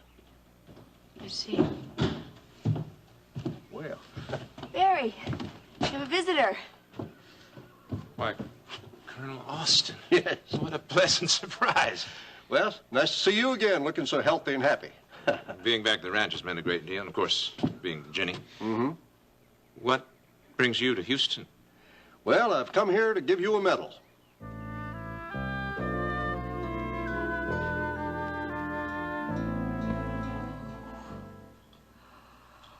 Whoa, one of these days, honey, you're just gonna go too far. Don't worry about it, Paige. The film is safe. I wouldn't dare let anything happen to it. I never know when I might need it. No one, Chris, is gonna see that film. Well, no, that depends. On what? Well, my finances have taken a turn for the worse. I might have to sell it to keep up with my rent payments here now that my porno operation's been closed down. You know you'll just start it up again. Yes, but in the meantime, I don't have any income. Well, why don't you deal in drugs, honey? There's a lot of money in drugs, and Lord knows you have enough contacts with all the sleaze around here. Dealing in drugs is so boring. There's too much riffraff. And it doesn't offer the creativity that film does. Then why don't you go back to California? Aren't you a little lonely for the action out there, huh? You know, the more I stay in Houston, the more I like it. Besides, I have plans that might help me get some income. Well, as long as you leave me out of the plan, sweetheart, I don't give a damn what you do. Oh, but you're a big part of my plans, Paige. A big part. What, no more tough talk? What are you up to? Oh, you'll know. When the time is right, you'll know all about it.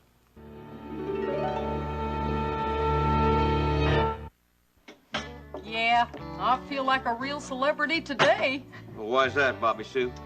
Everybody at the beauty parlor is buzzing about the raid at the porno studio last night. Of course, they all know I hang out down here a lot. I'm friends with Bernie, or was leastwise. So they all come crawling, wanting to know all the dirt. Of course, first thing I heard about it all was on the TV news this morning when I was having my sweet rolling coffee. Yeah, I saw that news report. Wasn't it a hoot? You know, seeing them load all those girls and everybody into the paddy wagons. And old Bernie, he had his coat up over his head, but I recognized him. Pretty hard to hide that ugly puss.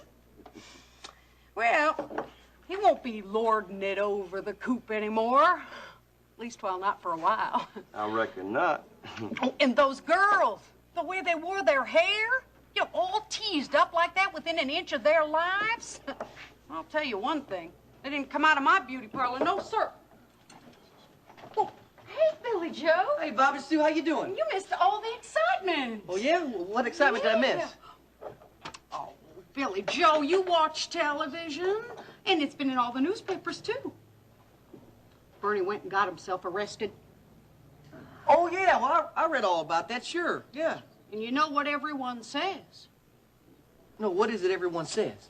Everyone says that Chris is really the owner of the coop here. Is that what they say? Mm-hmm. I didn't know that. Did you know that, Elena? No. Well, didn't you ever notice anything going on? I mean, what with your working here and all? Oh, no. Hey, I'm just, you know, just do my business, and that's all. Just do what my work is, and as soon as that's done, that's it. Just like Roy here, right, Roy, huh? That's right, Billy Joe. Hear no evil, see no evil, speak no evil. Didn't you notice anything funny, Elena? Me? No, I just sing. Oh, and real pretty at that. Hey, you know, it's awfully quiet here. No, I know. You'd think there'd be lots of people around. Because as I was telling Roy here, all the folks have heard that Chris really has the coop here. Maybe they'll come around later to look. I think I'm gonna go to the bandstand and rehearse my songs. All right, that's a good idea, Elena. I'll go with you. You go ahead. The only problem is there's no band. What? Oh, Andy's not here? No. I guess everybody heard that Bernie got arrested, so they decided not to show up. Now, you can't blame them, though. You know, they rounded up everyone except Chris. He got off scot-free. Of course, one of these days, he's going to slip up. What's wrong, Bobby Sue?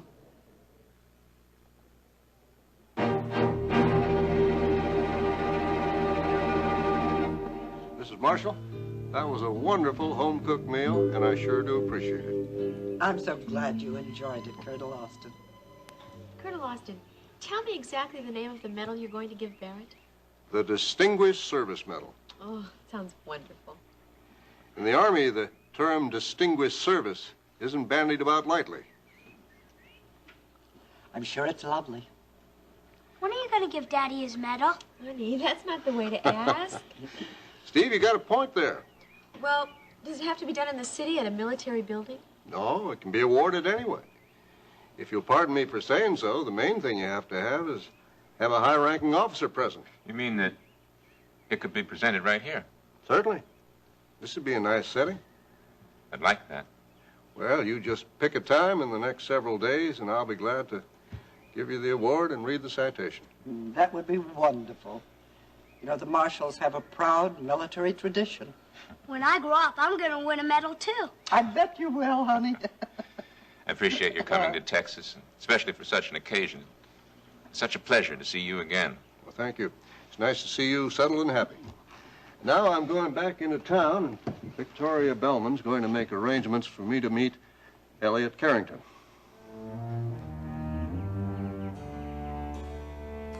All right. I want everybody out of here. Except for you, Billy Joe. I'd like to talk to you.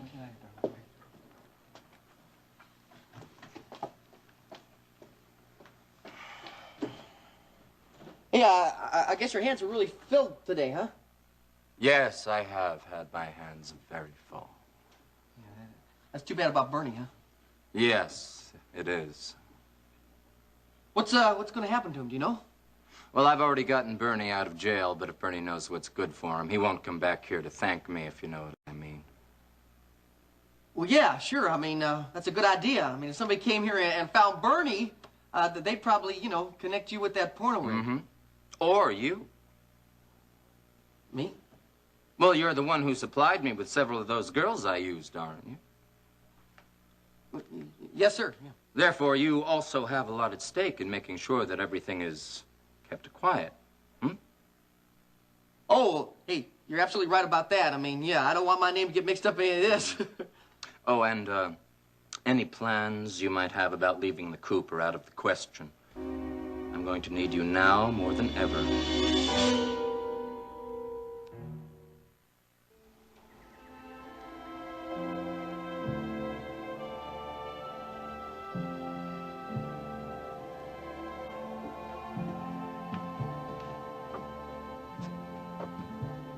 Barry?